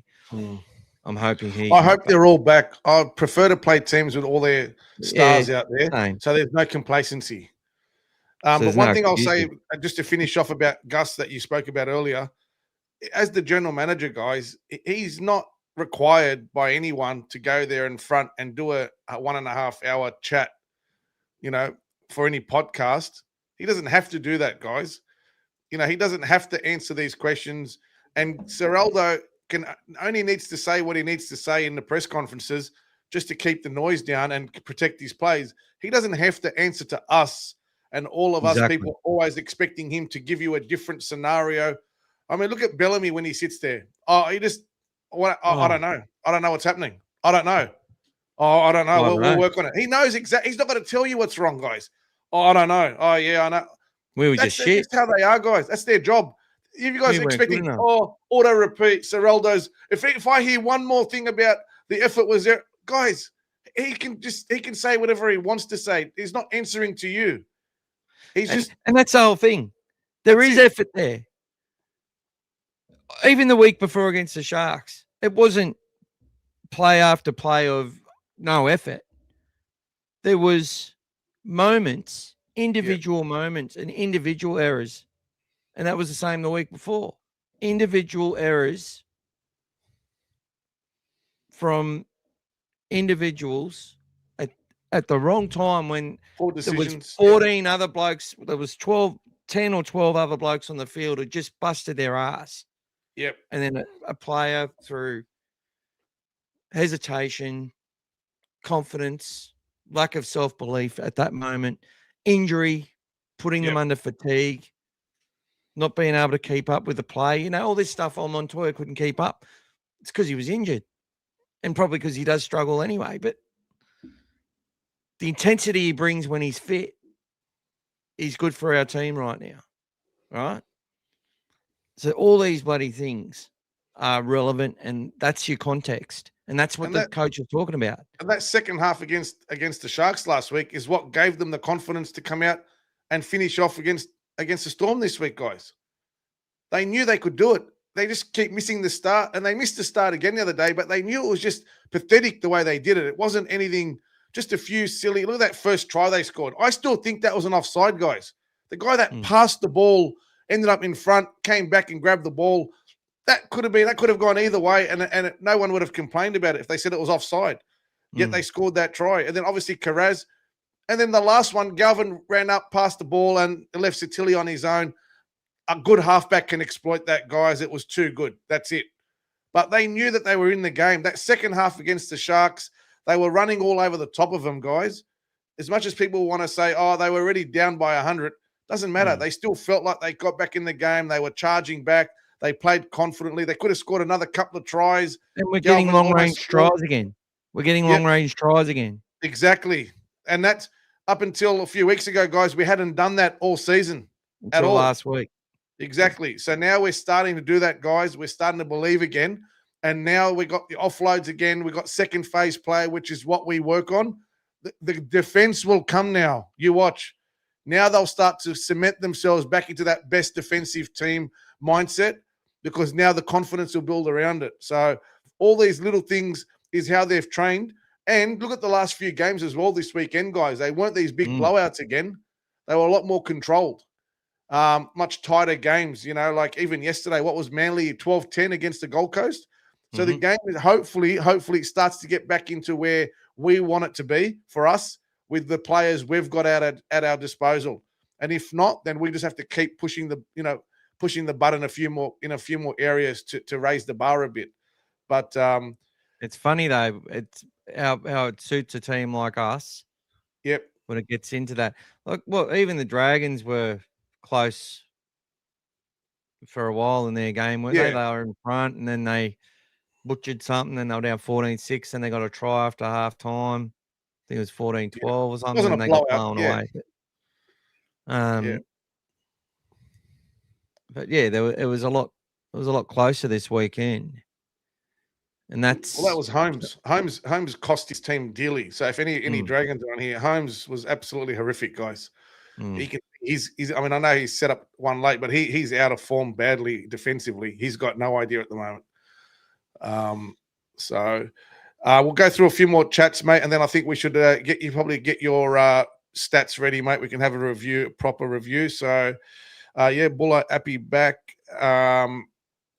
Carraz offers the late offloads, which kill sides. Absolutely, mate. And if you noticed again, it's not just an offload popping out. He's well held, 2 or 3 players, either the one over the top or the one out below, and it comes into the breadbasket, and we're straight away on the attack again, guys. G'day, Harsha. Great win. Yes. Matty Warren, evening all. Great to get the 2 points. And I think Mike, shout out to your son for his birthday. So, yep. Okay. It was cool to get the win, but there's still a long way to go. Always improvement. No matter which game you play, which game you win, there's always improvement, guys. So don't worry about that. Mahdi saying, I think it was Thompson's best game so far. Yeah, we'll look at some individuals. Yep. Continue getting better. And don't forget, guys, that was his first win in Bulldog colours. So that was exciting. Had a heart attack 2 weeks ago. Yes. Bulldogs will be releasing an alternate jersey on Tuesday, guys. Hey, can you go back to that one, please? Which one? The heart attack. This one? Yep. Yeah, he actually did, guys. So thanks. So Mike was in hospital and big, thinking of you, mate. Glad that everything's okay and you're on the. We gave you a big shout out as well. Michael gave you a big shout out as well. Wished you all the best. Yep. So good to see you're fit and firing, mate. Probably a few stints in there or whatever you do, and off you go, mate. Recharge. That's it. Guys, the Bulldogs released a little snippet of something coming in on Tuesday, guys. So be ready for that. Looks like there's going to be potentially something, looks like a darker version of our jersey, some alternate jersey, something. So hopefully it's a black one. Who knows? But guys, I think something like that could be snapped up in a hurry. So get on there and get ready, guys. It's just before the Eid on Wednesday, so there'll be a lot of people with spare cash flying around, guys. And you guys that know what I'm talking about will know there's going to be a lot of money floating around for those jersey giveaways. We didn't make as many errors as we've done in recent weeks. We'll talk about the completion shortly. That was very good. We'll come to that one as well about who's going to take Preston's position. I think it'd be Logan Spinks. Logan Spinks was injured yesterday, mate. Oh, was he? Well, he came off very gingerly. He was fighting fitness all week through the game, all game, and then he stayed down late in the game and sort of came off on the sideline and was Damn it. yeah, was hampered by it looked like some type of leg injury. But just talking from the stands. Great night for Reardon players could be and a fans. chance. Reardon could be a chance, or Yeah. Salmon. I reckon Salmon might have got the front running. I think personally, but let's see what happens. Far from great. Yeah, look, it's good. One thing I was disappointed with, guys, I was very disappointed with the Bulldogs not recognizing the 2000s game at the game, guys. Like, there wasn't a lot. There was a very small article that was written in their thing, during the week, but there wasn't that big build up, something, ceremony, whatever it was to celebrate only the third team in all of rugby league to play 2000 games. And that was a massive achievement. And, I know they probably didn't want to make the build up or whatever, but guys, there's a milestone you've just achieved. At least celebrate it. 2000 games, put it all over the screen, something. I felt a bit disappointed that, we've been talking about it. I think I published something on All Things Bulldogs on the 31st of January saying that our 2000s game will be round 12, which it was. And I even relayed it back to the Bulldogs and they said, yeah, we're doing something. Our team's all over it. I never saw nothing. And at the game, zero, guys, nothing there. So disappointing from that side, not to, give it a bit more ceremony, but, let's see what happens in the next 1,000 guys, if anyone's around. Hayes will fill in for Preston. I'm not sure about that one. I think he's a prop now, mate. But Yeah. it is a chance. It is definitely a chance, but Yeah, I think he's a prop now. I think what a bloody game. Underhill is a weapon, yes, and I'm pretty sure in saying that Jack signed still for another couple of years. Is that right, Mick? Yeah, he comes into the top 30 next year. There you go. As does Logan Spinks, as does Gordon Chan Kum Tong. Yep. What do you think of Gordon's game yesterday? He did cop a little injury as well, but he played all right. I felt he played a lot better than Patrick Young. His defense still worries me, and he missed some very, very soft one-on-one tackles. And everyone knows as a hooker, that's where you need to be strong. You need to be rock solid in defense. And even though Young was running out of dumbing half and showing a bit more flair, he keeps letting himself down defensively, which, as everyone knows, Seraldo is very strong. He's in Flegg though. But Bailey Hayward was when coming out of Flegg in the cup was. It's early on, mate. It's early on. That's what they'll work on. Tackles galore. Look, he's at least in the cup, mate. At least he's got him opportunity. That's why he's there. That's why he's there to know the difference, to tackle the men. Yep. And yeah, but look, hopefully Gordon keeps developing. It could be a spot for him on the bench this week if Salmon does move to edge, and obviously I reckon they would start Bailey Hayward at 9 again, although people will say, oh, Hayward should go to 13 off the bench and Man should start and blah, blah, blah. And yep. Maybe. Underhill, the Undertaker was the call, I think, on Channel 9 the other day. The Undertaker. Last year we struggled to win in the wet. This year we've won 2 games, yes, against the Raiders as well. I feel Bronson had his best game of the season, and Burton running the ball was so good to see. That's right, Scary. Yeah, I put up a thing from Seraldo. I've shared it around on the short. So it's got Seraldo in the press conference. It was Bronson and Birdo's best game of the year. And then he says, when Birdo plays like that, we win most games. Most games, 100%. And then it shows their highlights. So beautiful. They'll definitely stand out. Matty Warren, great to see both lower grades win as well. Yeah, we were just 6 points short of hitting 100 guys yesterday. So that's how big at Belmore for those 2 games. It was very, very dominant. Good results. AJ got I think he might have got missed a week or 2 potentially. We'll come down, catch up. Okay. Big Roo is back. Welcome back. He's back when we win, bro. Welcome, Big Red. Underhill is a Queenslander, correct? We did get him from Queensland. And guys, He's a definite Queenslander. he was playing for a feeder team that actually feed into the Storm. That's and right. they didn't take an Sunshine option. Coast They didn't take Falcons. an option to take him, and the Bulldogs snapped him up. So the scouts did their job and snapped him up and brought him to Sydney. So he actually makes comment, guys, about when he came here, how he had to learn everything from fresh, and he was finally got to meet his first Lebanese person, etc. So it was a whole new ball game for him, guys. And now we're in his face every day. So God love it. Similar feeling. Yep. Okay. And there's Timmy introducing everyone to all things positive Bulldogs podcast. Mick, I just wasn't drunk. Yes, Yeah. due to the Back health when issues. I was talking Yes. before, yeah. As soon as I saw Croswell, I thought we would win. Yeah. I thought we Thanks were going for to win jumping on. anyway. And Should we let him this? start? No, I want to speak to Paul. He's been ripping into Tracy every fucking week. Go for it, mate. He's been injured, mate. Yep. He's not because he can't play. He's been injured, and they've had no other option until now. It's as simple as that. So yes, it should have given you confidence that someone's come back fresh. And Serrato was very bullish about how fresh Carraz was prior to the game. Saying he's 100%. All the coaching staff did to getting prepared. Yep. So he knew what was coming, the coach. Mm. And, you know, I want people to see that rumor that went around and just understand how mentally crazy our fan base is.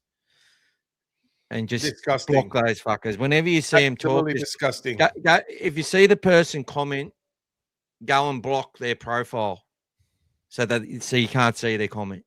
That's how you get rid of it. Disgusting. Instead of replying to them, just go block them. They're not worth it.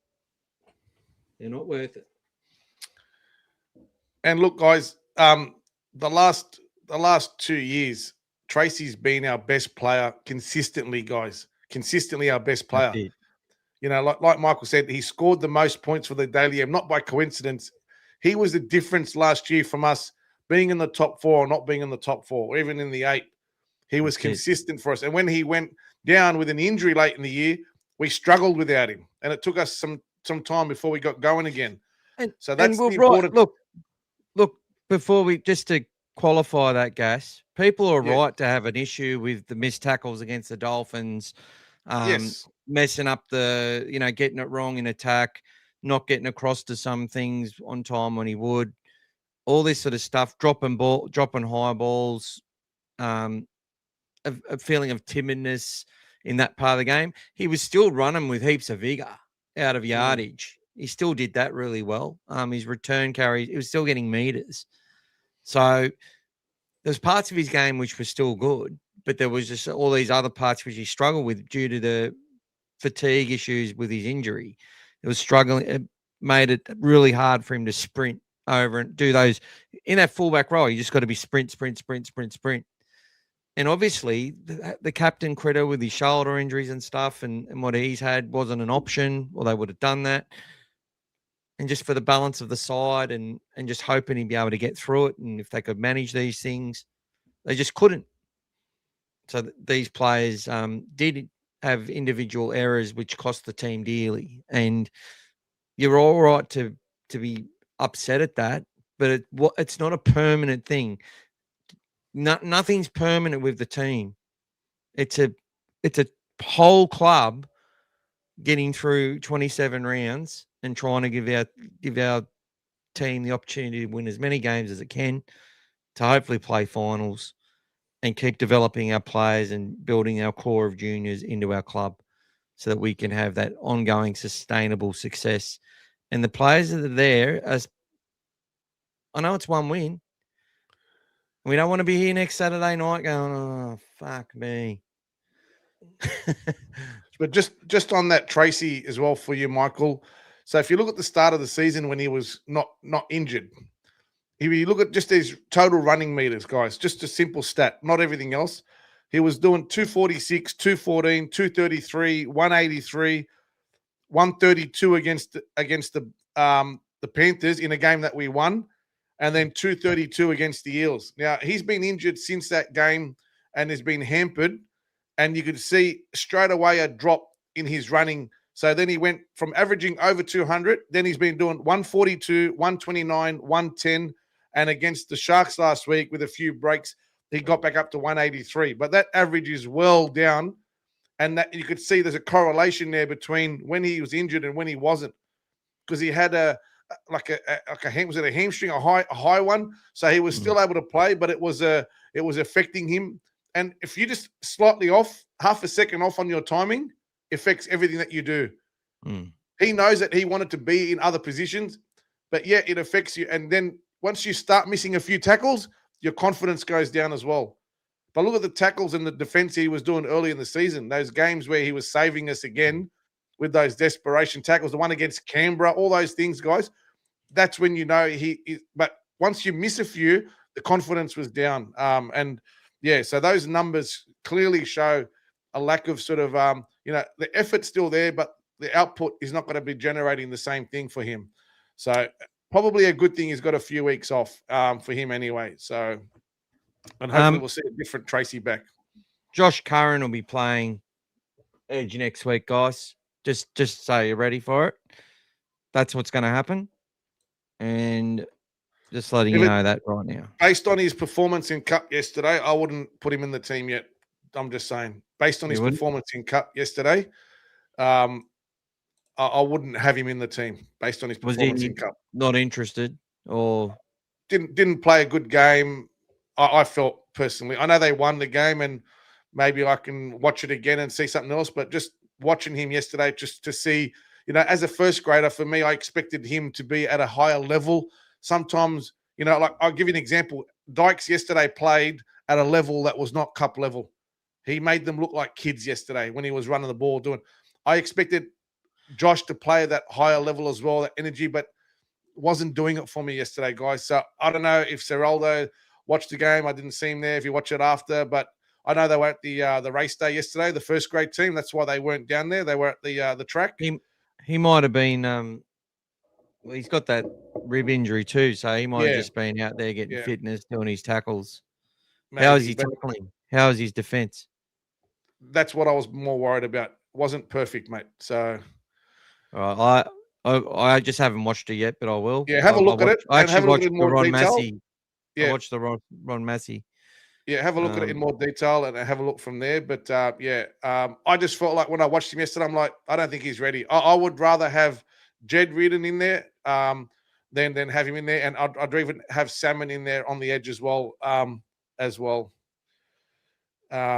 Jed normally plays on the right edge. Tupanua could probably move left, but I wouldn't want to move. He's forming a combination with Galvin now. He's getting well on the right, yeah. But I think Salmon for me, mate, works. I don't know. I think a change like that is good. It was forced. Let it stay like that. He showed that he can continue linking those players out the back there. And why change that combination with Salmon, Burden, and Cherry the way they're going out there? So I just don't know what it does for our 13. Yeah. So that means Mann goes out there to start. So I heard O'Sullivan wasn't really good. He was doing a lot of motivating, but he threw some good passes in the Cup, but he played as well. But yeah. And he was with Alex Conti. Yeah. How'd Conti go? It wasn't his best game. He played well. It was solid. Tries hard. Had a few errors, a few hospital passes he threw as well that shouldn't have to be thrown. Some poor options, but he was solid all around. Obviously, they had we were under a lot of pressure in that game. We defended well, and the Storm are the team coming last, and they've obviously pushed a lot of their players up to first grade, so they're struggling at the moment. And if we had played a better team yesterday, we would have had a tough challenge, on our hands. It was just, a few long-range tries and intercept by Sewer, etc. But it wasn't as clinical a performance as a scoreline might suggest. yeah, it was. Yeah, so I felt like our team played well, did enough, and we defended at times long minutes on our line, and didn't concede, which was good. But the level of that game wasn't great. But just a few shining moments there in the game. But yeah, for me, the big one that put his hand up was Cade, was Dykes. And there was some good effort areas, even by AJ, in the first half there, took the ball, a big right foot step, beat a few players and scored under the post. Just to show his confidence. But obviously he'll probably cop a suspension for his send off. Well, But, I've got him. I'll just give you my side for next week, and then we'll get into I'll go through the team stats quickly. Carraz, Renakama, Cherry, Tuala, Montoya, Burton, Galvin, King, Hayward, Thompson, Salmon, Tupanua, Mann, O'Sullivan, Hayes, Underhill, Jones, Pending, Judiciary, Jonathan Sewer, then into Jed Reardon, Lipboy, Hotboy, Josh Curran, and Stephen Crichton, potentially at 23. Well, they might even name Critter in the back line, and then have Montoya on as the cover on the bench, and then not play Critter. That could happen. Lots of different options on the table, guys. It depends what happens at the judiciary. I've still got a feeling that Curran might come back in, but I heard the response about Josh Curran was Josh, like everyone, which Gus said, he answered the question. He goes, all these players their job is for us to get them fit, happy and healthy and playing to the best of their ability, every single one of them. And that's all that matters. But Josh is a great guy, as you know, Gas. Yes. You can tell. Let's go through the team stats, guys. So we smashed them. We ended up having 56% possession, extra 5 minutes with the footy, completed at 81%, which is the rate you want winning teams to complete at. Means they're having in the wet too. So that was good. In the wet, 36 from 44. Means you're having a good crack. 218 runs, 2,000 meters to 1,500. Post contact, an extra 150. 8 line breaks to 3, 52 tackle breaks, 47 meters to 39, kick return meters 199, and average play the ball speed. We won that for the first time in a while, even though it's been getting closer and better for us each week. 3.25 seconds. 17-3 in the offloads, and that was where the game was won and lost. 491 receipts, 268 passes, 27 dummy passes. There's some stuff I want to show on the individuals around the way the game was managed. 22 kicks to 23. They had more kicking meters than us, but we 2 forced dropouts, 7 bombs to 6. Effective tackle was a massive for us. 36 missed tackles. They had 52.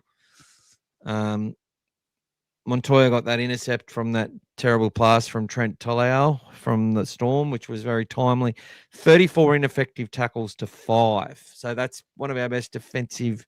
And we actually didn't miss that many tackles against the Sharks the week before, to be honest. I think we only missed like 28. They might have been, I think they missed 40 or 50. Just the ones we missed look bad. Well, yeah, and there was some we didn't get a hand on them as well. So 9 negative plays. We conceded. So the penalty count was 4-1 to the Storm, but they had 5 ruck infringements to our 0. So we got 5-6 against. Inside 10 meters once. But the speed we're playing the ball is always going to generate that. We get to the players' stats. The big ones there. Leo, 51 tackles. Tell you what, Lasardi did some big hit. Like they had some players who hit us pretty hard. Carraz, 297 meters. 2 line breaks to Tuala. And Kiraz, 83 fantasy points. Let's look at the minutes played. Bailey Hayward played 51 minutes off the bench. Max King, 61 minutes. Leo Thompson, 65 minutes. And this opens up our game immensely, guys. We're able to cover Jacob Preston because Salmon went to the edge. Kurt Mann, 2 stints. Played hooker and played at 13 in the game when he come back on. Harry Hayes, 54 minutes, much bigger minutes for Harry as well. 34 great minutes from Jack Underhill, who seemed like he played a lot more. The way with his effect, the way he played. Jeff Rose, 74 minutes before succumbing to cramp. Montoya, 80, and Jed got to play for 14 minutes. But that was a very lively 14 minutes to come on when the game was still in the balance. Yes, he did a great job. It was a lot of confidence by the coach to put him out there, guys, knowing this at the time the score was 20-all. So that was very good and good confidence for him to go out there. And he did well. He was around the ball. He actually looked like he had a good awareness about him. You know, when some players just know where to be, where the bounce of the ball is going to be. Some of them are always in that good spot.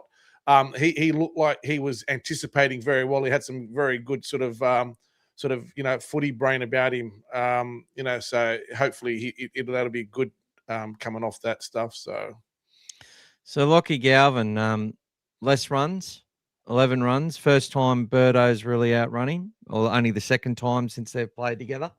Yep. 19 runs for 250 metres for Matty. But what do we have? 2 line break assists, 2 try assists for Lockie Galvin, 3 tackle breaks. Birdo had 7, 78 post contact for Birdo. Max King, 131 metres, 47 post contact. Leo was doing a lot of defence, 114 from his 13 hit ups. And that's the thing, because Max goes off, right? So Max his first half metres and runs aren't at that level, but when he comes back on with that fresh energy, we were running downhill a lot, which meant that he was getting a lot more quality carries. He would have got some offloads as well. I can't wait to see those stats. 7 for Kiraz, 1 for Tuala, 2 for Lockie Galvin, 2 for Max King, 2 for Leo Thompson, 1 for Salmon, and 1 for Montoya. That was a wonderful performance in that. Play the ball speeds. Lockie got monster the couple of times. Bailey Hayward, 2.4 seconds for his 2 runs, both from dummy half. Leo, 3.15. Max, 3.17. That's good. That is a very important play the ball speed when you're playing that position. Yep. See, they're all hitting a mark there. Anari, 3.08. Jacob, 3.14. Harry Hayes, 2.99. Jack Underhill, 3.22. Montoya, 2.87. Yep. 2.87 play the ball speed off 18 runs is phenomenal. It's a high energy output, guys. You don't understand. That's just having that will to get up, guys, push up and play that ball. And hopefully not make that error as you play it as well, to do it that fast. And Salmon obviously having to move to that edge, doing a lot more of that different defense. Had some timely runs as well, which were important and did good. So let's get to efficiency. Max King, 37 tackles, 4 missed, 1 ineffective. Hayward, 26 and 3. Leo Thompson, 51 tackles, 3 missed. Satilli, 34 on the edge. Harry Hayes, 41 tackles. Worked his ass off. Jed comes on and does 8.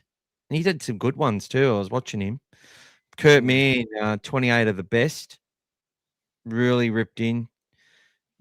Jamin did his job on those edges, didn't concede nothing.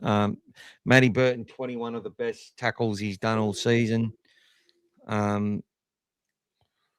Look, it might sound like I'm just glazing the fuck out of the side, but they play with that energy.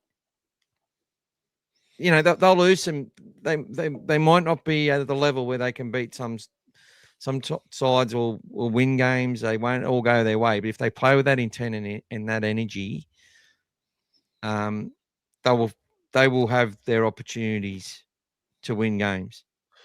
If they do that for a couple of weeks, guys, and win a few games, we're going to be the team that nobody wants to play. Just ask Penrith. We're going to be the team that, because we've still been the team that has struggled after you've played us the week after. There's only been a couple of games that have, in the first few rounds, only been a couple of teams have won after they've played us, irrespective of whether they've won or lost. So we're the team that usually takes a lot out of teams, the way that we play. So, yeah, so we're going to be a nuisance for a lot of teams, but it's only one win, guys. But if we keep doing that, anything's possible, guys. This season can turn around very, very fast. So we'll have a look at Bronson's back to he's run 142 meters. His line breaks, though, this year. He's only got 2 line breaks, 4 try assists. Only had 5 try assists all year last year. So the try assists have gone up per game, big time. From 8 games, he's hit 4 try assists. Way better return. We want to see that continue. Good yardage, good work. Like the week before, he was sort of standing there waiting for the ball. This week, he went and chased the ball. Yeah. There was a big difference there. So he's getting into some form. And Jacob won't have much to show. But with Cherry also being sometimes a little bit reluctant to pass the ball, he would have seen when he did get that pass away. Like, look at that break he gave for Jethro. He almost beat the fullback as well. Jethro, he did a great job, and showed a lot of acrobatics to fall down and stay in field. But it's a good feeling when you put that winger away as well. So Cherry will get that confidence. At the moment, he's been focused on that running and hitting, and then he's sort of like the last option sometimes for him is to pass. He's very good at the tap on when he has to, but when he's running, that pass is sometimes a bit still, he's getting to grips with it. I'm not sure what it is, but he showed the other day when he does get it, he would have got some confidence out of putting him away, something that he can look for a bit more. Because now that he's running like that, what's going to happen? They're going to come at him a bit more. He might have some more space outside him. So let's see how that goes for the next few weeks. We haven't won a game without Jacob Carraz this year. Is the important stat there. He's won our 4 wins. He's been in the side. And Max King as well. We haven't won a game without Max King as well. That's it. So, anyway, I think just trying to think who hopefully Logan Spinks is okay. It was just a temporary thing. He might get a debut. I wonder when Samuel Hughes, I think Sam Hughes comes straight back into that squad when he's ready. And I'm interested to watch Finau Latu off the bench on the weekend. He did well yesterday. He played solid. Oh, good. He played solid. So when you have a look at that game, have a look at his output. He played solid. So for the time he was out there. So yeah, he's not doing himself any harm getting himself ready for a first grade, or to play this year. So he only turns 20 this year. There you go, guys. That's how young he is. So there you go. It's a good problem to have having these youngsters, guys. But the one I thought was most consistent again, guys, and I'm sure you all agree, he didn't get the raps that everyone got with regards to Cherry and Burden. Tawala has been in form.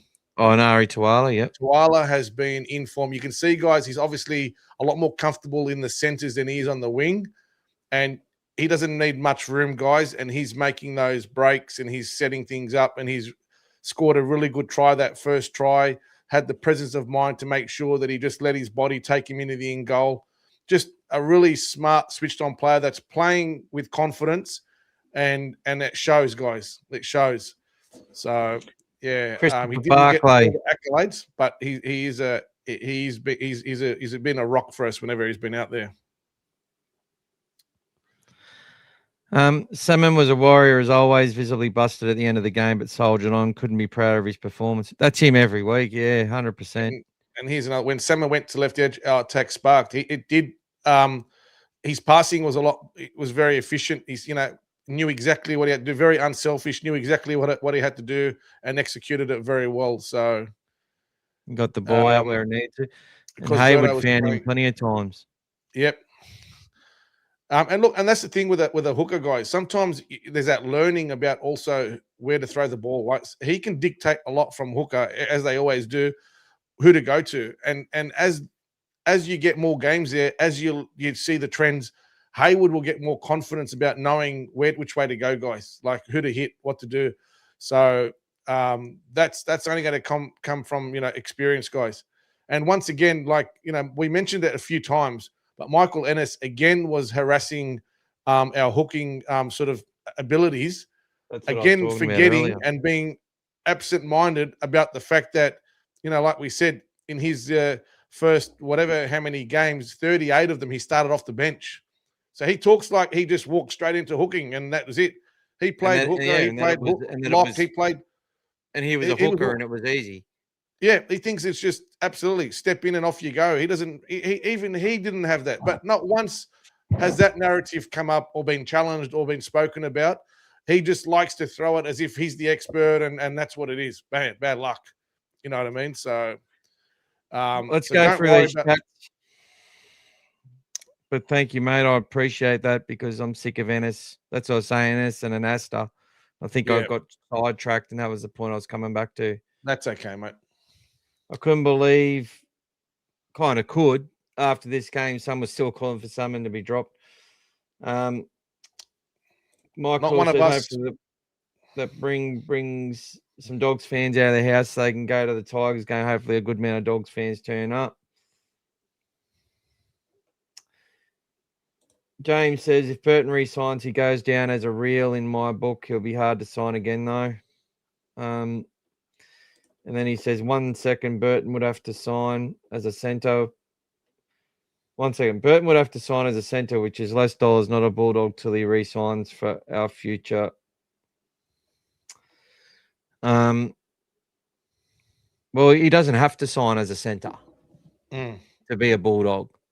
Why should he take 700 grand if he's playing to the level of a great 5'8" and a great spine player, which he hasn't been doing this year? So he has to do it, and he has to keep doing it. He has to be consistent and get us into a position where we've got no other option but to keep him there. And then we can take 5 years with Mitch Woods. He's only 20. We can take as much time as we need with these kids. But if they obviously can't get fit and they keep having injuries, and you do everything you can, and you're already paying them really good money on their potential, we can't keep carrying them either. And we're not saying, and they would know that. His family would know that. Gus knows that. They're not talking about that right now, though. They're just trying to get him right. Just like they're trying to get Jack Todd right. If Jack can get right and show that he can earn another 1 year extension to have another opportunity, I'm sure that will happen. Especially for the time we've invested in him already. They might have to look at a different option. Yep. But it won't be a situation, though, where they go, where if Perth or Papua New Guinea or some of these places, or someone says, we'll give him 300 grand, they'll be like, oh, well, you might have to take it. You know what I mean? Like, not talking out of school here either. It's just the way it is. Yep. We've got some good depth. Marcos Raider. What a win from the lads. Dogs really shut up against the Storm. Cherry and Birdo are just freaks all around. Great from all the lads. And Underhill, man, glad he's gotten a call up and proven himself. You know what was extremely good, guys, and I'm sure you've all seen it. Everybody who made a mistake in the game always tried to make something up straight away after it to just get that, they felt bad. So Underhill, obviously, he fell over, lost that ball. He got the opportunity, got the charge down, regathered. It was a great pickup, guys, because if you see him where we were standing, he looked up and he was looking, I don't know if you see it as much on the TV, he looked around, he didn't know where the ball was. Then he spotted it late and made a run for it, dived, and actually you could see, where we were in the kennel, he scooped it up. And we're like, that's not a knock on. Like, I'm glad he challenged that. Same thing with Tupanua. When he lost that ball, probably one that maybe Galvin probably didn't have to throw to him. Maybe out the back there was the play. It was a bit too tight on him. He came back in the next set, guys, and absolutely hit one of their best centers and took him over the sideline. That was that was, and all those plays, guys, that they were doing Jack Howard, were yeah. just, all those plays they were doing were just lifting the team. It was You the know, we same even, against Penrith. It was the same against Penrith. But there was yes, players who, like I remember Harry Bailey knocked the ball on, yep, trying to pick it up. Then him and Harry Hayes had a drop, and then they come up with the correct, next tackle and just smashed correct, them. Harry correct. actually forced the ball free a couple of times against Storm as well. Yep. His defense was phenomenal. Yep. And that's the good thing, guys, is that those kinds of efforts and that energy they were getting from there, that was really good to see. Sayed can confirm the Marnie thing happened in pre-season. He remembers one of our older the players that Tom Amone's father would say a lot and mentioned it in Bulldog groups. There you go, guys. So, you know, Michael spoke a lot about it in the pre-season as well. There was a lot of chatter, guys, about the situation there as well. Matty Warren, it's only supercargo. Okay. 1 second. It's the future and who's going to be a Bulldog. It's not a tag that's just given to you. Might just be the past as well. Yep. Karaz at fullback is a blessing. This guy will only improve with more time at fullback. Also, we'll see another debut. Will we see another one next week? Gus can say Birdo's a Bulldog. He's singing our team song. Yep. He come here as a young kid after about 3 or 4 games. He was made our captain real early after a season. He's in our system. He was never going to leave. Yep. The media he doesn't want to go. Are driving a lot of that. The media drive a lot of that, and then it just builds. And that's why, guys, Seraldo was very, very strong and harsh on all those comments, defending his players. Because, to be honest with you, I mean, we've all been following the game for a long time, many years, as far as I can remember. I've never seen it to this level. Yes, it's changed now because social media, anyone can make their comment and it'd be up online in 3 seconds. And we didn't have that luxury before. It was great when you just had to read the paper every day. But this level of intense scrutiny and comment and accusation and narratives and everything that everyone does, whether it's the media or our supporters, everything that we do, it's just got to a level where it's just too much, guys. These are people out there doing their jobs, getting absolutely harassed every week for no reason. Like, you know, there's no respect there, guys. That's the problem. You know, when it gets personal and it gets, you know, it's basically harassment. It's wrong. And that's what he's standing up for. As the coach of the team, he's got every right to say what he's saying. You can criticize the game, the team, the way they play. Okay, but you don't go after personal attacks and all these things, guys. That's just wrong. Imagine if your kid comes from school, if you've got kids, whatever, and they're getting victimized and bullied and all that sort of stuff and whatever. No one likes that, guys. It's wrong. You know, it's all great. Everybody wants a win. We've been 5 weeks. All of us have been suffering. Thank God it happened on a Friday. We won. We've got the whole weekend to relax and enjoy it and celebrate. But does it mean we have to get to those levels when they lose? And all of us have to smash every player and this and the personal attack. People are still writing about everything that happened last year as if they know exactly what happened. It's wrong, guys. When you were off, I talked about that a lot. Yeah, so felt like I was off for hours, mate. Okay. I got through it because I was talking about we just got to be better. Is Dave Marshall still with us? Seen him congratulating Jed on his debut. I don't think he is, mate. I don't think he is. G'day, Lance Armstrong. Matty Warren, is it only Super Chat contributions that go into the draw for the jersey? No, if you're on the Dogfather, if you join the Dogfather, which is $10 a month, or you're going to buy me a coffee, and there's some that are more than that. I think there's pay one ID, guys. Or pay ID as well. Yeah. But it's only so you'll get one for everything, and you'll get one for your jersey. Crazy fullback is a blessing in disguise. Will only improve more time fullback. Also, we'll see another debutant next week. Yeah, Heinzie, look, as I said, I think Carraz is there temporarily. It was a big deal. He's just fresh. He played direct. He's fresh at the moment. He's not injured, and Tracy is injured. So if they can keep winning and play at a level where they sort of can't be beaten, well, then you get injured. You got to wait to get your opportunity back. Simple as that. But Connor Tracy at his best is our fullback. So we will see, and hopefully it's a good problem to have. That's what we want it to be, a good problem. If Carraz keeps going out the trajectory, how nice would it be for Tracy, let's say, coming back into his position on the wing, which is what he's done before as well. These are all options that are great to look at, guys, especially if we're winning. You know what I mean? If you miss your opportunity, sometimes, like, it just happens. Someone else takes your spot and off you go.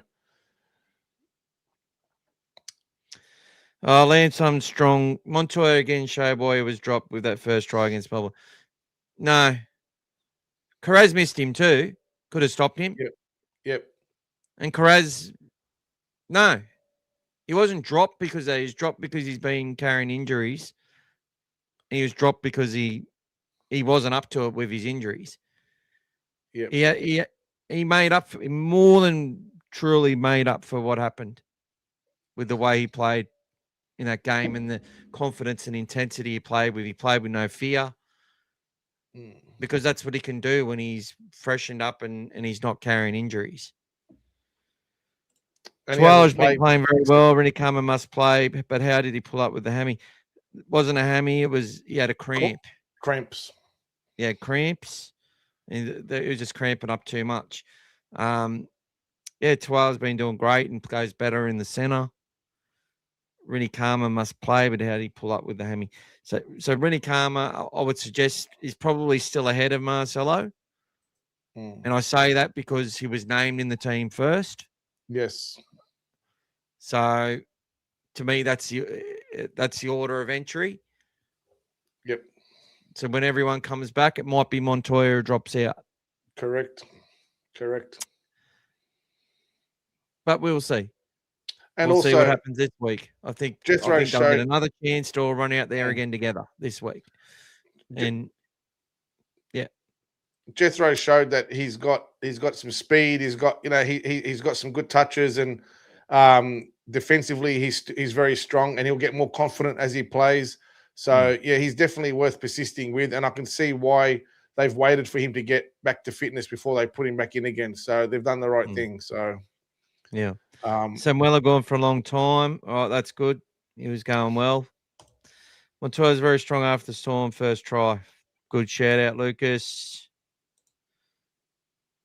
You mock Braith, James, etc. They were Bulldogs. You mock Braith and James, etc. Who mocks James? Who mocked James, mate? They were Bulldogs. There's some respect on their comments. What are you talking about?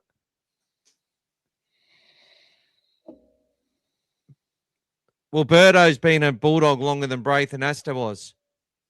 Or almost as long. Okay? And Asta's a Bulldog when it suits him, but then he's a Rooster when he wants to talk. Still living in Bondi and Coogee. Yeah. But it suits him when he wants to be a Bulldog. And he'll talk about it when he's amongst the boys, when he catches up with the 04 Premiership team. But he's the first one to know that the Bulldogs make him famous and sells, ads and Fox Sports, whatever you want to call it. So he'll push the Bulldog barrier as much as he can. And the other thing is, as a player manager, he also promotes his own players when he can, and obviously, tries to look after their best interests as well when he can. So exactly, doing his job by keeping quiet about him. Exactly. Yeah, and that's the whole thing. And who disrespects Jammer? We fucking don't. Never have. All I said that was James was really, and I didn't even say it here. I've just said it to people in my own. I haven't even talked about James. He seemed a little bit timid the way he was asking the questions. But I said he wasn't being gaslighted. There's a big difference. I didn't mock him at all. James asked the questions and that the people had been saying things that you've been saying, James. James asked before, give us the questions from the supporters. So he went in with those questions, guys. Some of those questions he didn't even want to ask, but he was asking on behalf of us and the people who have been asking those questions. Exactly. And he knew that Gus was going to smash him as soon as he asked some of those and rebuff him. But he was like, hey, I'm asking you the questions people are asking. He did the right thing. Gus got on his horse. He was all bullish. He done what Gus does. He looked James in the eye and he fucking told him the way it was. That's it. And one of the things is that you can't. We're not allowed to explain everything, nor should we be. Yes. Just like the Reed Marnie stuff. Like, and at the end of the day, it doesn't even fucking matter if he is telling a lie. That's another point. Who cares? Is anyone? There's all these other people that aren't answering stuff. Why aren't they being questioned? You know? At the end of the day, Braith and Nesta and Michael Ennis are sitting there trying to make out that they're all blasé about, they're moving these players in places and stuff, because that's what you guys are saying, the chopping and changing shit. When we win, there's no problem with it. Oh, that was great with Carraz there, blah, blah, blah. But if we lose, whether it's by 1 point in the dying second, it would have been, an understrength Melbourne team have just defeated the Bulldogs. And Cameron Serrato's chopping and changing. He put he started man at 9. Like, what's that say to Bailey Haywood? Like, I can do that every week if you fucking want. We can do that. It's called, if I do that, the views on this channel, I'll be able to pay you guys a fucking wage. We'll skyrocket if I go and do all that. We used to sit there. I worked in this place, so in sales side, looking after sales teams. But the digital side of things, right, was all about generating clicks. And the way you do that is through headlines. And headlines is all that matters. And narratives are all that matter. And you guys fall for it. Hook, line, and fucking sinker, because after every loss, we just have to put it in that box there and put it in that box there. Serrato, he gets attacked from all different angles because they said he was the best coach so that they could tear him down because he's part of Gus. That's all it's about. And we'll keep addressing it and we'll keep defending the club. The club do make mistakes. There are players in our club who have had things done to them. There are young kids that have, had something happen, something human happen, and they've been punished for it, or they've been told that they've had the red carpet laid out to them, and then as soon as they've had an injury, they've found themselves out of favour and haven't been able to make it back because someone else come shiny through and walk through their door. That's just the reality of the business. That's the same in all entertainment businesses, which this is. Talent, it's not about talent. It's not about being fair, about loyalty. These guys, people are always dogging on the club, talk about fucking loyalty, but all our supporters in our community know that loyalty, as soon as a player misses a tackle, you're saying piss him off, drop him, because we've got to have higher standards. The standards are bloody high. Trust me. There's a comment in response there from Brian. You can read out, mate. And what's this question about mocking, etc. ex-players? If they play for the Dogs, does that mean they can't be called out if we disagree with them? That's it. Thanks, Brian. Brian's always in the trenches with us, mate. He's right. Mate. First one out in the line, picking off the fuckers. That's it. Throwing their shit at us. Brian, run them over with your wheelchair, mate. I've got your back, buddy. Don't worry. There you go, Lance. Montoya wasn't interested. He was just slow. And, mate, that wasn't a cannonball. If you know how to watch rugby league, that guy was competing for the ball, didn't take his eyes off the ball, jumped up to take the catch. And it's not our fault that the bloke in front of him likes to play goose jumps and steps and jumped 6 meters into the air to get himself in a position. That's bad. That's his bad luck, guys. Both of them were competing for the ball. The ball was lost. First loss for him of the day. He caught well all game for Longo, and that's it.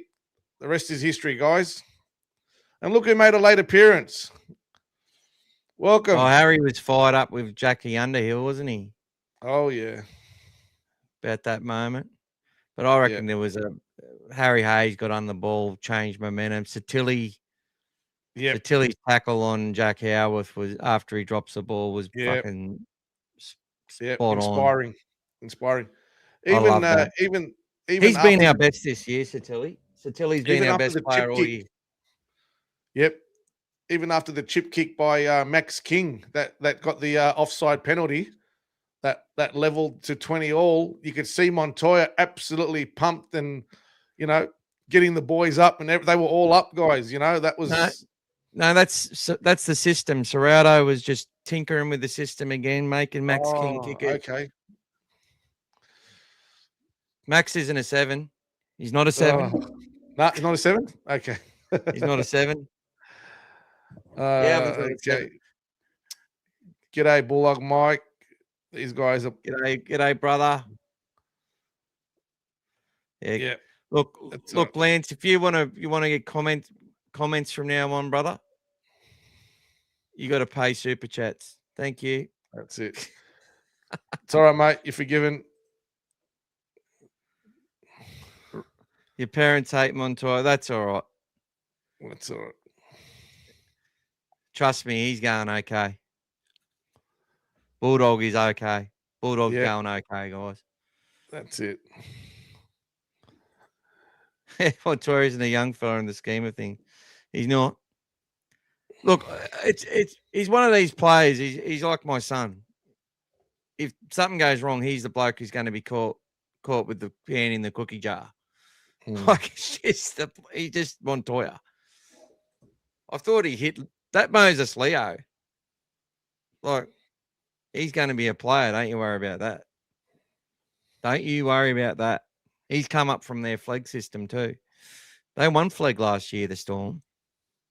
So they've got their pathways are starting to produce. It's hurt them this year in Cup. It's their first year in New South Wales Cup. So I think they're on the bottom of the ladder. Who's up next? We've got a poor Dragon, mate, that's suffering, unfortunately. Look, the Dragons, did they win, was it 11 premierships in a row? So they've got a reverse one this year, unfortunately, so far with 11 losses in a row. So hasn't been good for them. But yeah, they tried hard, but there's too many players still making too many errors again. Like with most teams, you make those mistakes, you got to confident teams will come all over the top of you. But it's all right. The podcasters will save that. Will save that club. I'll save it. Oh, okay. Are they the ones picking the teams and sacking the coaches? Is that the ones? I thought they were actually. You know what? Funny things. I actually thought they were better under Flanagan. Anyway, that's just my opinion. But they were. Yeah. Okay.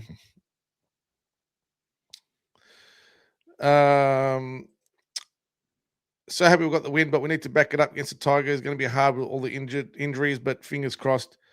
Yeah, and look, traditionally at the moment, CommBank hasn't been a good hunting ground for us either. So I'm hoping for Dave's. I'm looking forward to Dave's comments and stats on Tuesday, and I'm hoping that they're all going to be negative ones because that's what we had leading into this Melbourne game, and we turned the tide.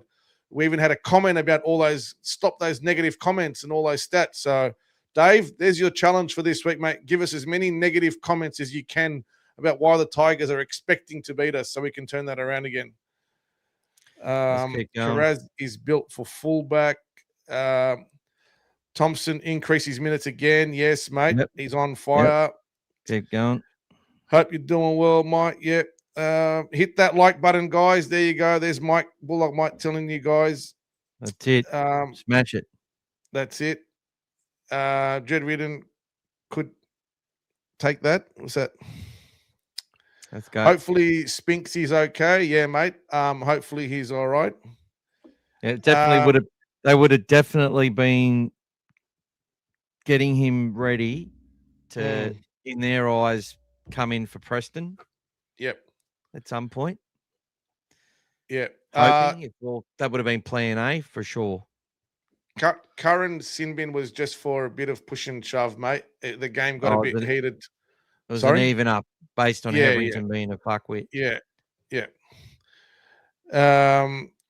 Mike, I was expecting something special for the 2000. I was telling heaps of people about it. Yeah, mate. Like I said, mate, I was extremely disappointed that it wasn't given a bit more light. You know, you don't you don't have a lot of things sometimes going your way. When they do, mate, you got to push them. Come on. That's why we brought back Gus. We brought back Gus Gould's final word for the Bulldogs Storm game to talk about the 2000th game, and he'll be there. And Dave will hopefully have AI Gus doing one for Tigers Origin game this week.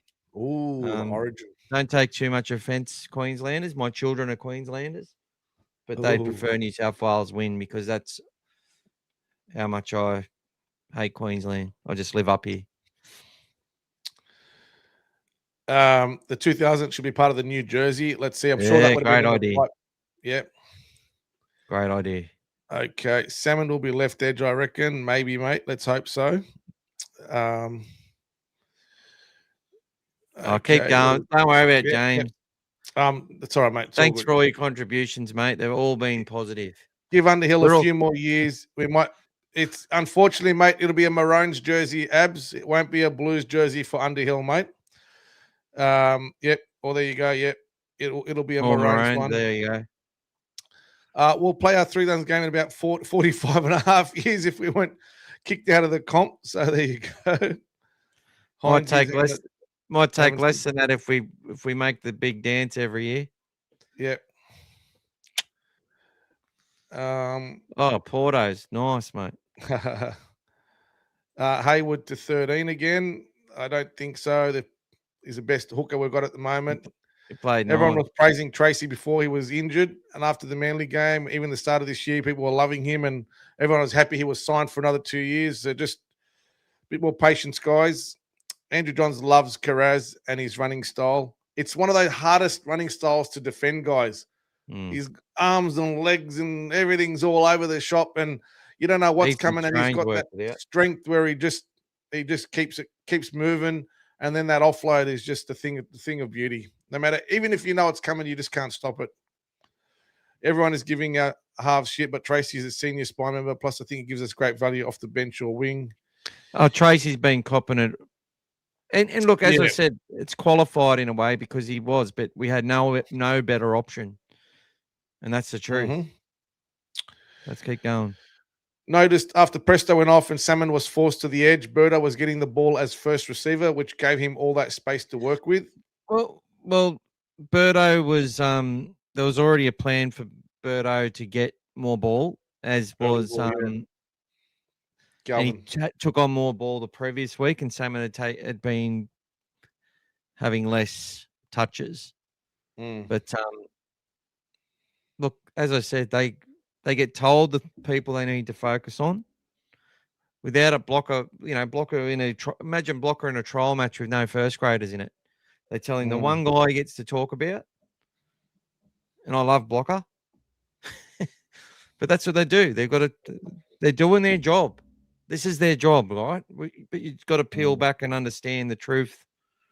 Just because you're seeing one bloke miss tackles on the field doesn't mean it's all as it seems. But they're going to talk about it if we're going to talk about it. Simple as that. And sometimes they're right too. They're not always. Sometimes they're just giving their opinion because it is. They're seeing what we're all seeing too. Like, it's just how you go about it. Yep.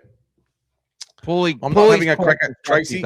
Paulie is very constructive. I'm having a crack at Tracy because I think he can play for the Blues as a utility. That's a big rap. That's good. The game is different this year. Yes, it is. I reckon it's been really terrible, but I reckon this round's been a bit better. It's been better, but Wednesday will be a big test as well. We'll see how the Origin game is refereed as well. Tracy's ability to stop another team from scoring a try, second to none. Yep. We wouldn't have beat Canberra without him. We wouldn't have beat Canberra without him. So Happy we re-signed him. Yep. we had to. We had to. We need less structure. The game is too fast for that. And I think they've slowly started to bring that in. It's hard to just change on the drop of a hat, but they've been making changes every training session to work on what's going to be a little bit more unpredictable in the game. And that was the first sort of highlight. I think they've been working on it for the last few games, but it just hasn't showed up as much. Started to do a bit more in the second half against the Sharks, and then against the Storm, you could see it was coming together. But do it for a few games in a row and get a few wins in a row, and then it'll become something that they become more comfortable with. That's the key, hopefully. And it takes more energy, but it takes more energy out of your opposition as well. Correct. But winning is fun, guys. And you see that when a team's on a roll and they're winning, there's a lot more runs, a lot more drive, a lot more energy. It's like all of a sudden you think if they're behind, they can score 3 tries in 10 minutes. That's what happens when they're playing well. You get that more energy, and then you just drop and relax after the game. I actually thought that against Parramatta. I thought that they believed they were going to never lose that game, and they got to about 15 minutes to go, and I think we scored 4 tries down on the left edge. In that second half, it was like, and then it's like, fuck, how did we lose that? Yeah. Payback, mate. Payback. Come on. Let's talk about Adam O'Brien. Attacking made go and build a kick early so the Storm can stay. Well, that's wet weather footy, guys. It's always the way. You get a kick early. The teams hate coming off their line, especially in the wet, all that kind of stuff, guys. And even though they've got one of the most dangerous fullbacks in the game, we shut him down. Like he didn't do much at all. Couple of, he ran a little line break off an offload, but didn't do much at all. We did very well against him. Attacking coach gets way too much credit when we win and too much credit when we lose. Yeah. You should forget that they're even there, guys. Forget that they're even there. That's it. That's a really good point. Very good point. That was make one.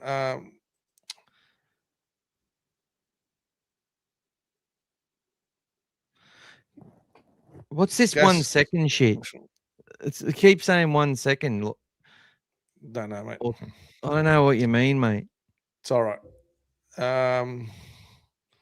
Started running 13. Okay. Hayes, maybe. No. Let's see, guys. A lot of options. About Bulldogs. You got to have energy off the bench. You got to have energy off the bench. Yep. You got to have energy off the bench. Man won't wear the 9 jumper. Yeah. Okay, so what do we got here? We played well when our halves got in first receivers. When we have a ball playing lock, defenses can just get in our face. Look, that's the thing that's what they're looking at, guys, breaking up the predictability, which is what's done well for us. But the current game, it's not suited because we don't have that explosiveness around that at the moment. So it does become easier to defend. When we have offloads, though, an intent to offload, and we are able to do quick swings, it puts defenses on the back foot, and you can play with shapers, and then you can do your shapes through a lock whenever you need to. But for the most part, the locks there and the shapes, not just to score points on the edge, it's actually get your team into parts of the field that you want to get them into. The better attacking teams, though, what they actually do, though, is actually ask the questions every time, whereas the Dogs, it's been a problem of ours for best part of 10 years where we're just longer than that, actually. Even under Des, where we're just too many setups and not enough questions. Yep. And I just find off those offloads with an early shift, they're forced to ask more questions because they can see that the defense is retreating, and there are players in there with heads-up ability. All of them have got it. And they'll go after it, and they do. And someone like Birdo, if he's got that space to run, same with Cherry, and they can stick a palm out and take that space, they're going to fucking do it. But for us, it comes off the offload. For some other teams, like with great halfbacks and stuff, They can just run a short side when they see that there's just one number less in the line and take advantage of it and just know they've done their homework on who they're coming up against. They just know if they hold that ball up that one little bit, that's all they got to do to make, and the defender will make the fucking decision for them, and then they'll just play around it. The great fullbacks do that as well. I've found all the Brisbane fullbacks coming through under Bennett just knew to react. Darius Boyd when he went to St. George, even Carmichael Hunt on that wrap, Darren Lockyer, just sit there and wait for the opposition to make their choice and then dummy and score themselves, cut the ball out to cut the center out to the winger, or go short, go back into the other player. They can play inside or out. Didn't matter. You know, we get to do those things off the back of offloads. That's our thing. And I heard people saying a few weeks ago, I can't remember, they're going, oh, offloads, you're talking about that again. But it's the truth. Yep. And our attack wasn't good last year at the start of the year. Yep. We broke teams down. Yep. We have attacking ability. Don't get me wrong. We have some great attacking players, but we were best when we broke teams down and come over the top. And that's what we've done. We executed well against Penrith. They sort of came back into it, and then we ran them over again. Melbourne, they got away on us. Spent the last 50 minutes of that match just clawing them back, winning it. Yep. Even the Sharks game, second half, outperformed them. Oh, that's what someone was saying to me, going off. Oh, that's what you say. Oh, you won the second half. What are you talking about? I can't remember who it was. They said, they go, oh, that's what you say to little kids. Oh, you won the second half. Well done. It's oh yeah, great. Yeah, mate. Yeah. Well, it's fucking true. They played well for that period of time. That's the positive they can take into the next game. Could have easily had. If anyone thinks coaching is about you made one mistake, which cost a try, and then you made a mistake, it cost a try, then you made a mistake, it cost a try, the whole team's shit. The scoreboard says you're all shit. Could have easily had 50-60 put against us against the Sharks. You know, they're still in the fight. If they didn't turn up, they could have easily had that score put against them. So, and how many times, if you look back at the State of Origin, and Gus is probably one of the ones that calls it, how many times, for example, Queensland, let's say, lose a game one, and they're well behind, but in that last few minutes, there's an act of desperation, and there's a try save or something, and they go, that's Queensland. And they always talk about it. They say, it doesn't matter. That's something that we're going to take into the next game. And that's what happens, guys. You build your confidence out of efforts, irrespective of whether you're winning or losing, to build that next time up. That's how it works. It's in everything that you do. Doesn't mean that just because you lost, you have to just drop down and let them run all over the top of you. And, you know, and that's we were good enough here to come back last week. Yep. We're here to sit there and highlight those things and go, there is hope for next week. Yes. That's exactly. why we went to that's why we sat there where everyone goes, oh, we're gonna get bum bashed and all this sort of shit against Penrith. And we were here saying, back the team. We were very confident about the Storm. I know they were missing their players, and I'd already marked this as a win at the start of the season. I said, we're winning that game. That's it. We're winning this game. But we're going to be missing a few players as well. I actually thought we'd be missing about 4 players, and they would be, right? Yep. Let's keep moving, mate. Let's keep moving. Fuckwits like Crawley treated it like we had to win, or you know, our coach should be sacked and all this sort of shit. Yeah, well, who are you going to get? Ask him what Paul Kent's doing these days, mate. Anyway, could Finau Latu come in? I don't think so. He's only just got back in the New South Wales Cup. Yeah, he'll go. He's not far away though. He's not far away. I'll debut him if he doesn't get injured. I reckon I'll debut him at some point. Soon, if there's an opportunity for Dykes, I reckon he's going to be the next man up in the back line. He's getting closer, guys. So I saw Tay Cochran in a photo at the game. So he must be injured at the moment.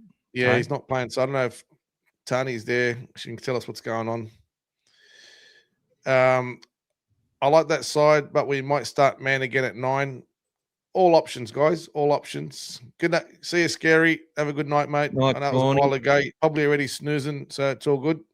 Let's get through some of these. Yep. Heinzie 98 was the best game I've seen from Latu so far. Yep. That was a good game. Matty. SOS has been poor.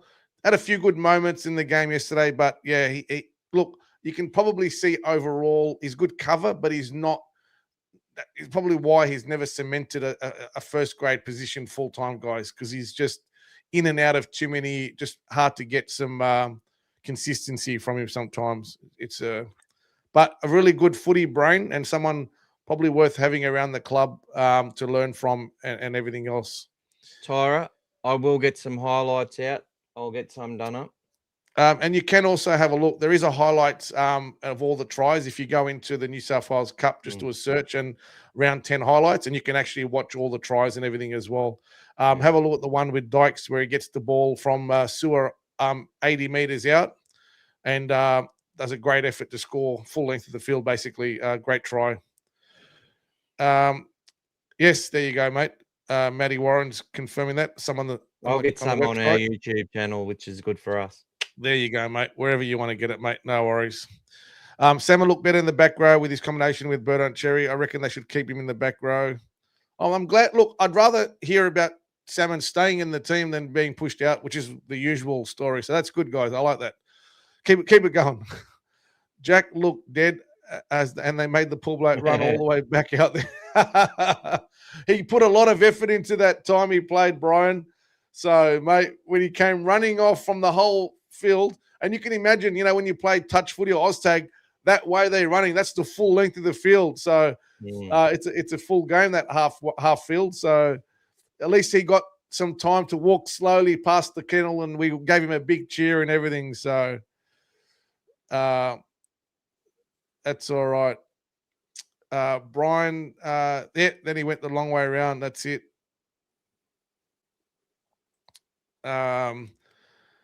Got to go, lads. Good chat, great win. Reckon we turned a corner. Yep. Underhill, spirit animal. Spirit animal. Is that like from Coco? The movie Coco? Is that your spirit animal? Is that what you're referring to? Critter did an AC joint, and Critter is it comes down to trust. And that's it. And if he betrays that trust in Origin with only a 3-game series, if New South Wales lose, he'll be dropped if he's one of the players that are responsible for that. That's how it'll work. Yep. He's got 10 years. Just giving you a break from the clicking. Some of the big men on a couple of our tries, including a try assist, but the haters are screaming. There you go. There you go again, Mick. As some say he was in a grand side, you say. Well, I don't know what the fuck you're talking about. Keep moving, mate. Tell you, Tupanua wasn't this aggressive at the Roosters than he is now at the Dogs. Oh, he's pretty aggressive, bro. Especially against shitty teams. He liked playing. He liked bullying teams like the Bulldogs. I love the way when that hair goes flying up, guys. When he does anything, it's just all effort. There's no such thing as a half tackle with him. Love it. Jack Underhill's a demon. He's got ice in his veins. Up the Dogs. Montoya Slade. Oh, bullshit. Love you, boys. Thank you, Tim. Love you too, mate. Like and subscribe. Join the channel. And what's this question about mocking, etc.? We already went through that one. Yep. Here, mate. Sometimes Lily's involved with Sexton in the team. He was running a team well-oiled machine. Galvin is a highlights and broken player. The Sexton and Reid decisions. Oh, mate. You have no idea what you're talking about.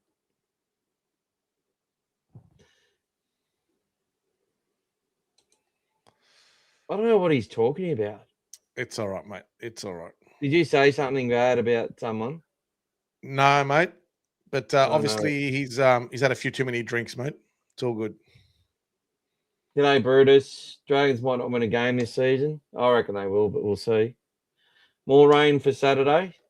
It's going to be raining all week, I think. Matt Warren, Mike Cool, they will sack their interim coach soon.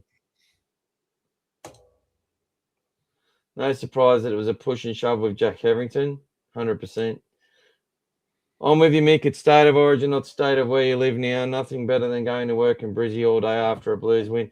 Well, they're all sad motherfuckers, aren't they? Yeah. They're a little bit like, that's what I mean. JB made a really good point. There's no pressure on Queensland. It's a different sort of pressure. Like they sort of expect their team to win, but as soon as their side starts having a few losses, Origin's dead. Origin's dead. You know, so New South Wales have this issue of picking players they should have picked the year before, the following year when they're out of form. But I like the Todu Kola. I think that was a good pick. I said I was going to do some stuff on New South Wales, but haven't. And rumours we might buy AJ Brimson and Tracy to the wing. I don't think we'll be buying AJ Brimson at all. And that's been completely hosed down. We've not talked to him, not said anything. Best podcast on the net, boys. The only one that's always positive about the Dogs. That's right, brother. Thanks, Matty. Thank you. Yeah. Look, I said this at the start of the show. He's an absolute warrior, and I really loved some posts that were done by some media talking about, how he wears his heart on his sleeve, and he's a great bloke. And Gas has had a fair bit to do with him as well. Knows him well, and I know some people that know him well. He's had a few issues, with the crowd and through his passion, and lots of and it was very sad to see where he's gone to in such a short period of time from where he was. These guys are all gladiators. Yeah. Kyle, people don't want to hear it, but your Kyle Flanagans and your Jamin Salmons and all these people are as big a gladiators as Jai Arrow. Why do we have to wait till someone gets a tribute or a eulogy before we start recognizing that?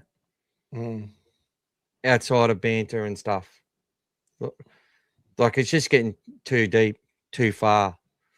And look, and that's same for the ex-players as well, who are doing their jobs. But it's just going too far.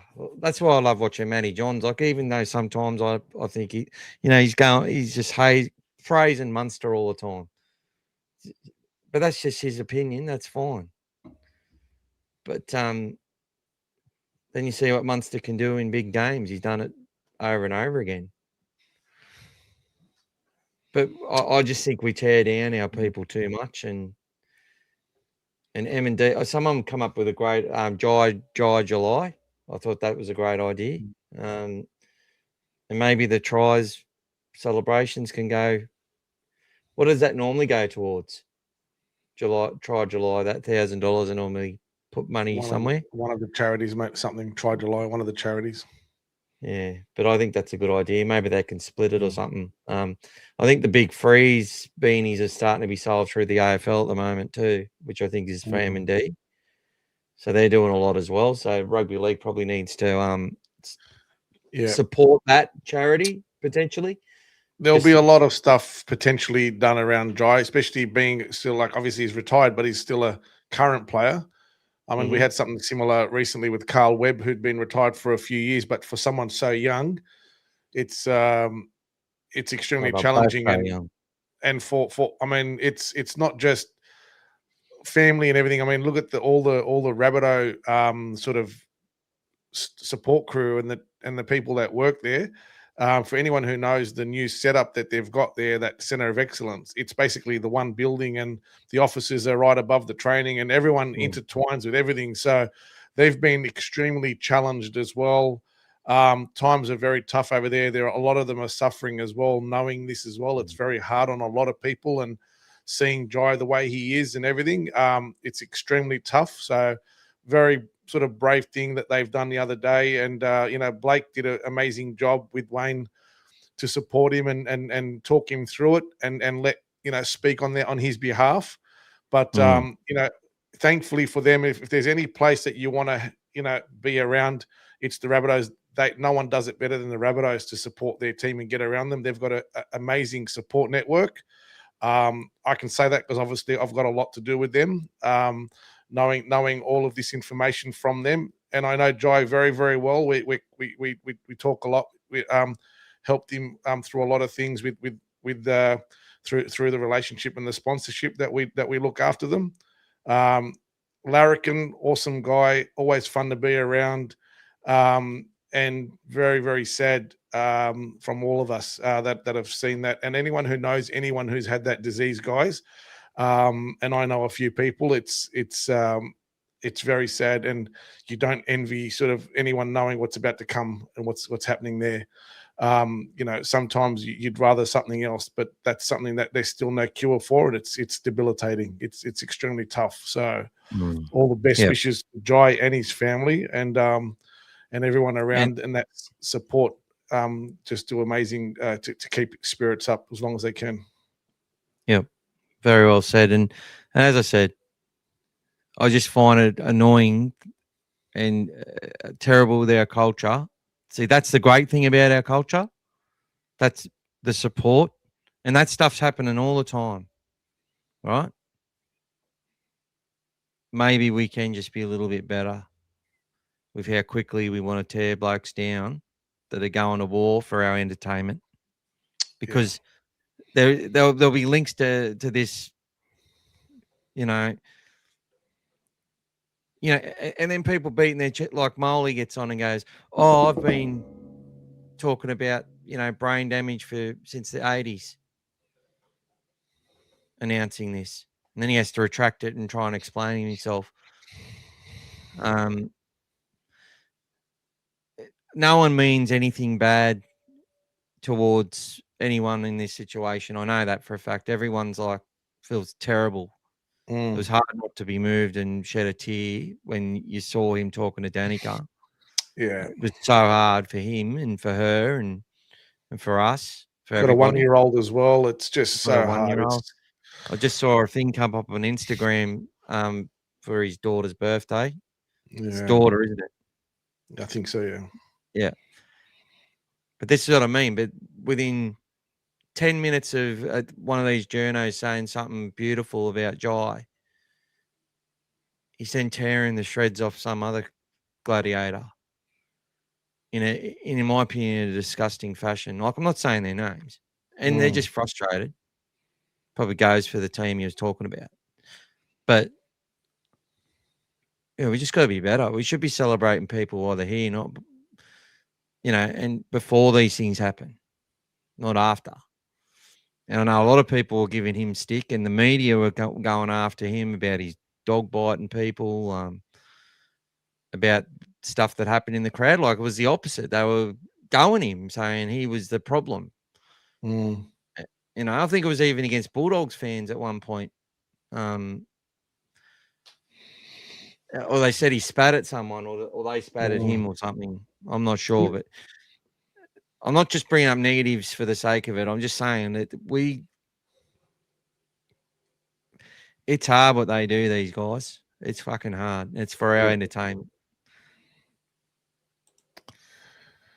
Bring back the Biff. Every time my mum says Dogs having a party before the game, we win. Oh, we lose. As actually we lose. Timmy, what's the latest news regarding AJ and Briz? No, there's no news there. Dog said no. We haven't looked at that.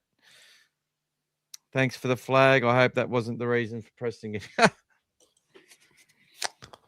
There's been a zero tackle article released regarding DSF linked to the Super League. There's been quite a few. Carrer's offloads are enormous for us, something we lacked in previous weeks. Also, Kings had a couple. So has Thompson. Hughes had a couple. Like, the intent's been there. It just hasn't been first like set, that. mate. First set too has. We need him. Big impact, 100%. I don't understand why New South Wales favourites game on after losing last year's series. It's because Queensland got to be the underdogs. Always the way, mate. Always the way. Especially in New South Wales, mate. Always the way. Yeah, Lottie Takiri, he's great in the contact. He's a winner, Harry. He's every debut he's had going up a grade has won. And we won against the Cowboys in his debut last year, and we've missed him. And they're developing him because he'll be a specialist winger for a very long time. So good to see Much. I'll have a good game. He certainly did, Semi. Let's keep going. I'll have a look at Joey, and I haven't watched Jersey Flegg or New South Wales Cup yet, but I will be watching it. Semi look good on the edge because he didn't get in the way of a halves. Keep going. I love Mr. Undertaker put on Ronald Alec McDonald. To be fair, he was also juggled and had to go and reach created a hospital, threw himself a hospital pass almost and got smashed. But I actually like the ones where Jack just cuts him down low. Someone said they're worried about his tackling style. When he commits to a tackle, as I said, he takes people. Everyone's got to watch out where his legs end up because he does go flying. What's your input on Flegg player Latrell Fing scoring multiple tries every game he's played? Well, Latrell Fing played a lot of Massey Cup last year as well. He's the real thing, mate. He's the real thing. He's the real thing. We're going to do something on him. Between himself and he slots back into number 6 when Raymond Peru came off the bench. So very, very good young kid. We talked a bit about him last year as well. Yeah, let's keep going. Thank you, Brian, for sticking up for us. That's all right. Well, let's hope we win. Got to go to sleep. It's all right. Timmy, Bellamy has got something wrong that could develop into MND or could be one of a few things. It's really a tough one to diagnose, which is why it took so long for them to diagnose with Jai, because there's a process of elimination with a lot of those diseases.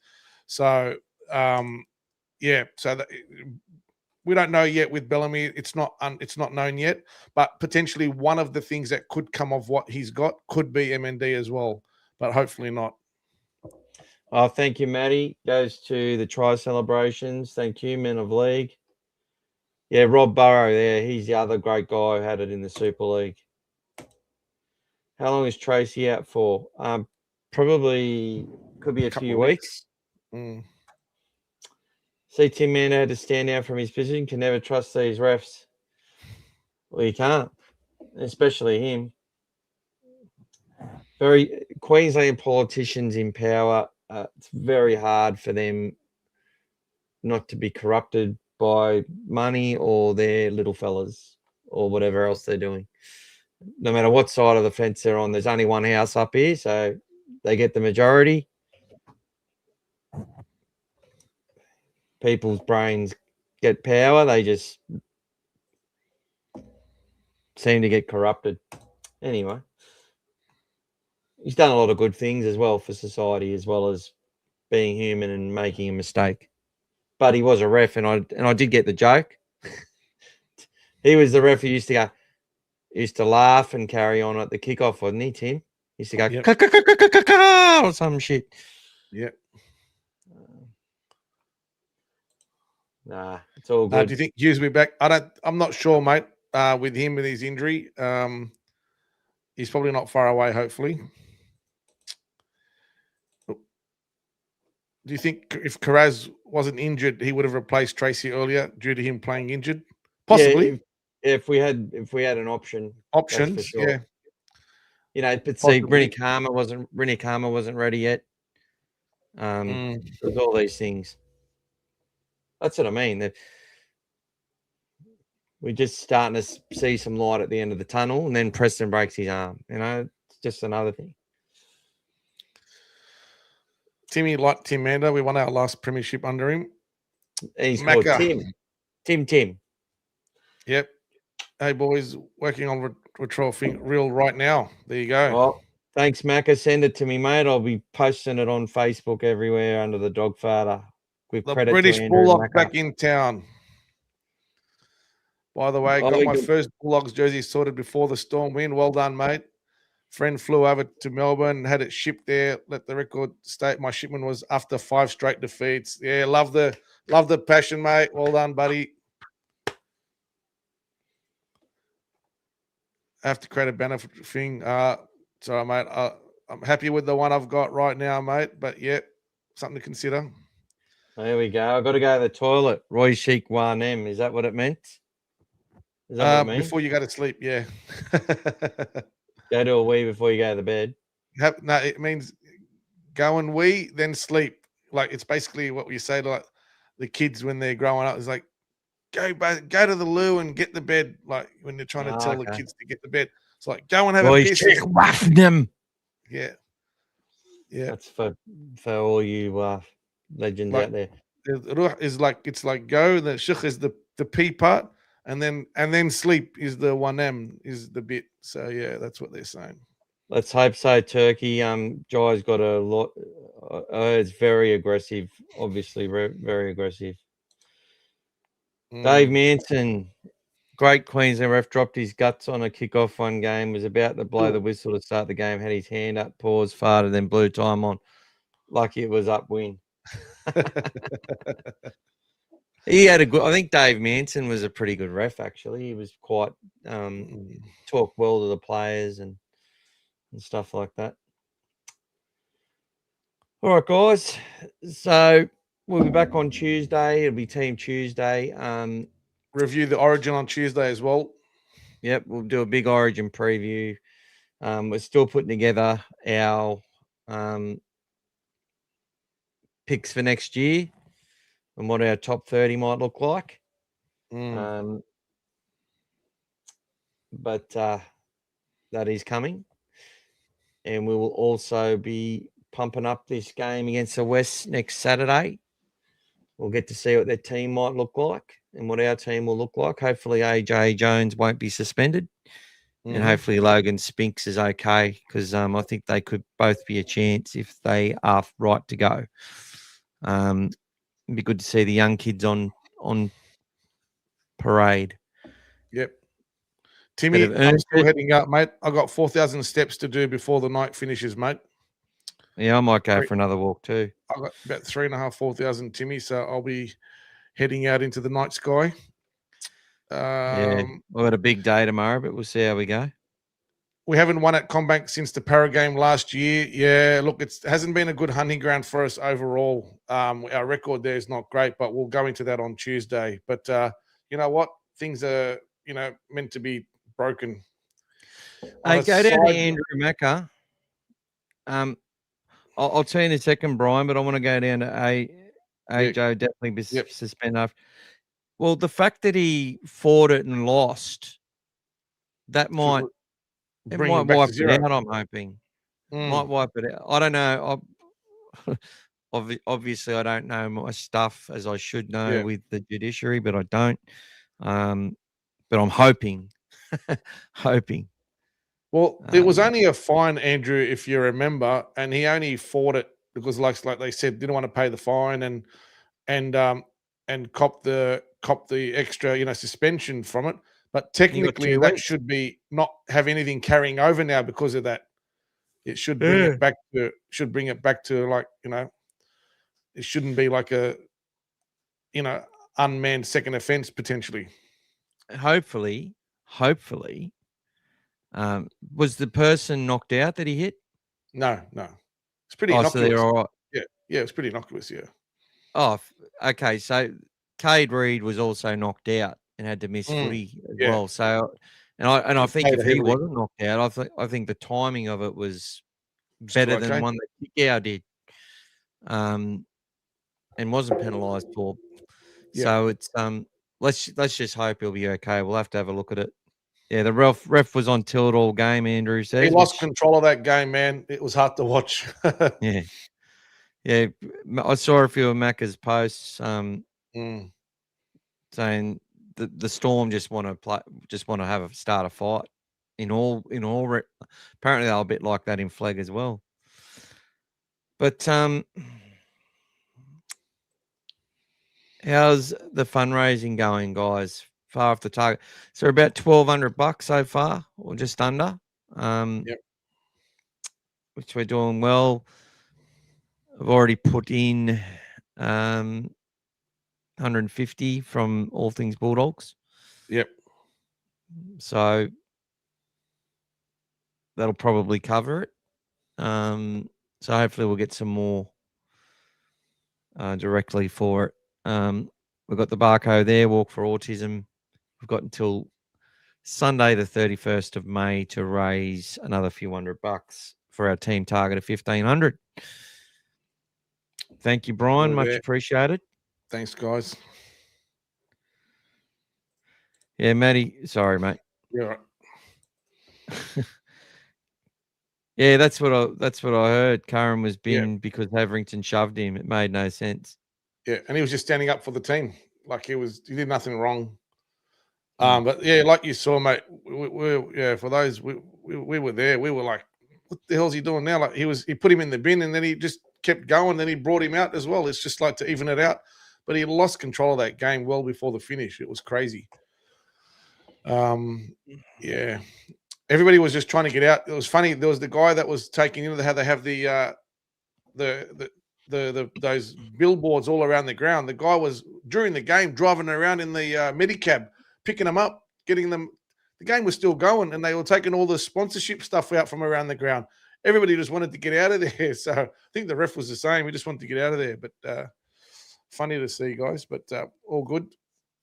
Don't forget, guys, those games at Belmore are free just to walk in and watch. So, come down and have a look at those young guys. And they all came up. A lot of them come into the stands and shook hands and took selfies with a lot of people as well. So, even Sua Folongo was there from the Storm, was there saying hello and taking selfies. Akram saw him as well. He was down on the sideline from the Storm. So, he hadn't travelled home yet. So, yeah. Jersey Flegg had a good win, yes. So all is good in the hood. All right, people. Big thank you to everyone who come along tonight. We've gone 3 hours. They wanted to get out so bad. I'm surprised they turned the lights on. Yeah, they tried as long as possible not to turn those lights on. And then they only did the partial job. They didn't turn them all on. They just did a partial job. Cost a lot of money. Yeah, that cost them a lot of money to do that, mate. So, yeah, we were joking about that too. They're like, the lights are on. Thank you, Dave. Thanks, Dave. Thanks for being a member too, brother. See you on Saturday, mate. I got your jersey there, mate, ready to go. Later, alligators. All right.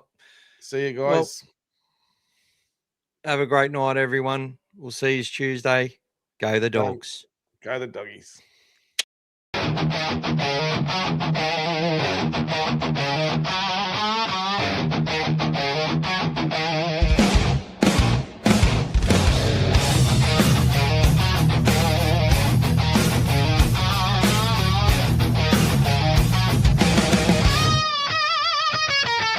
G-Day Doggies fans, welcome to the show.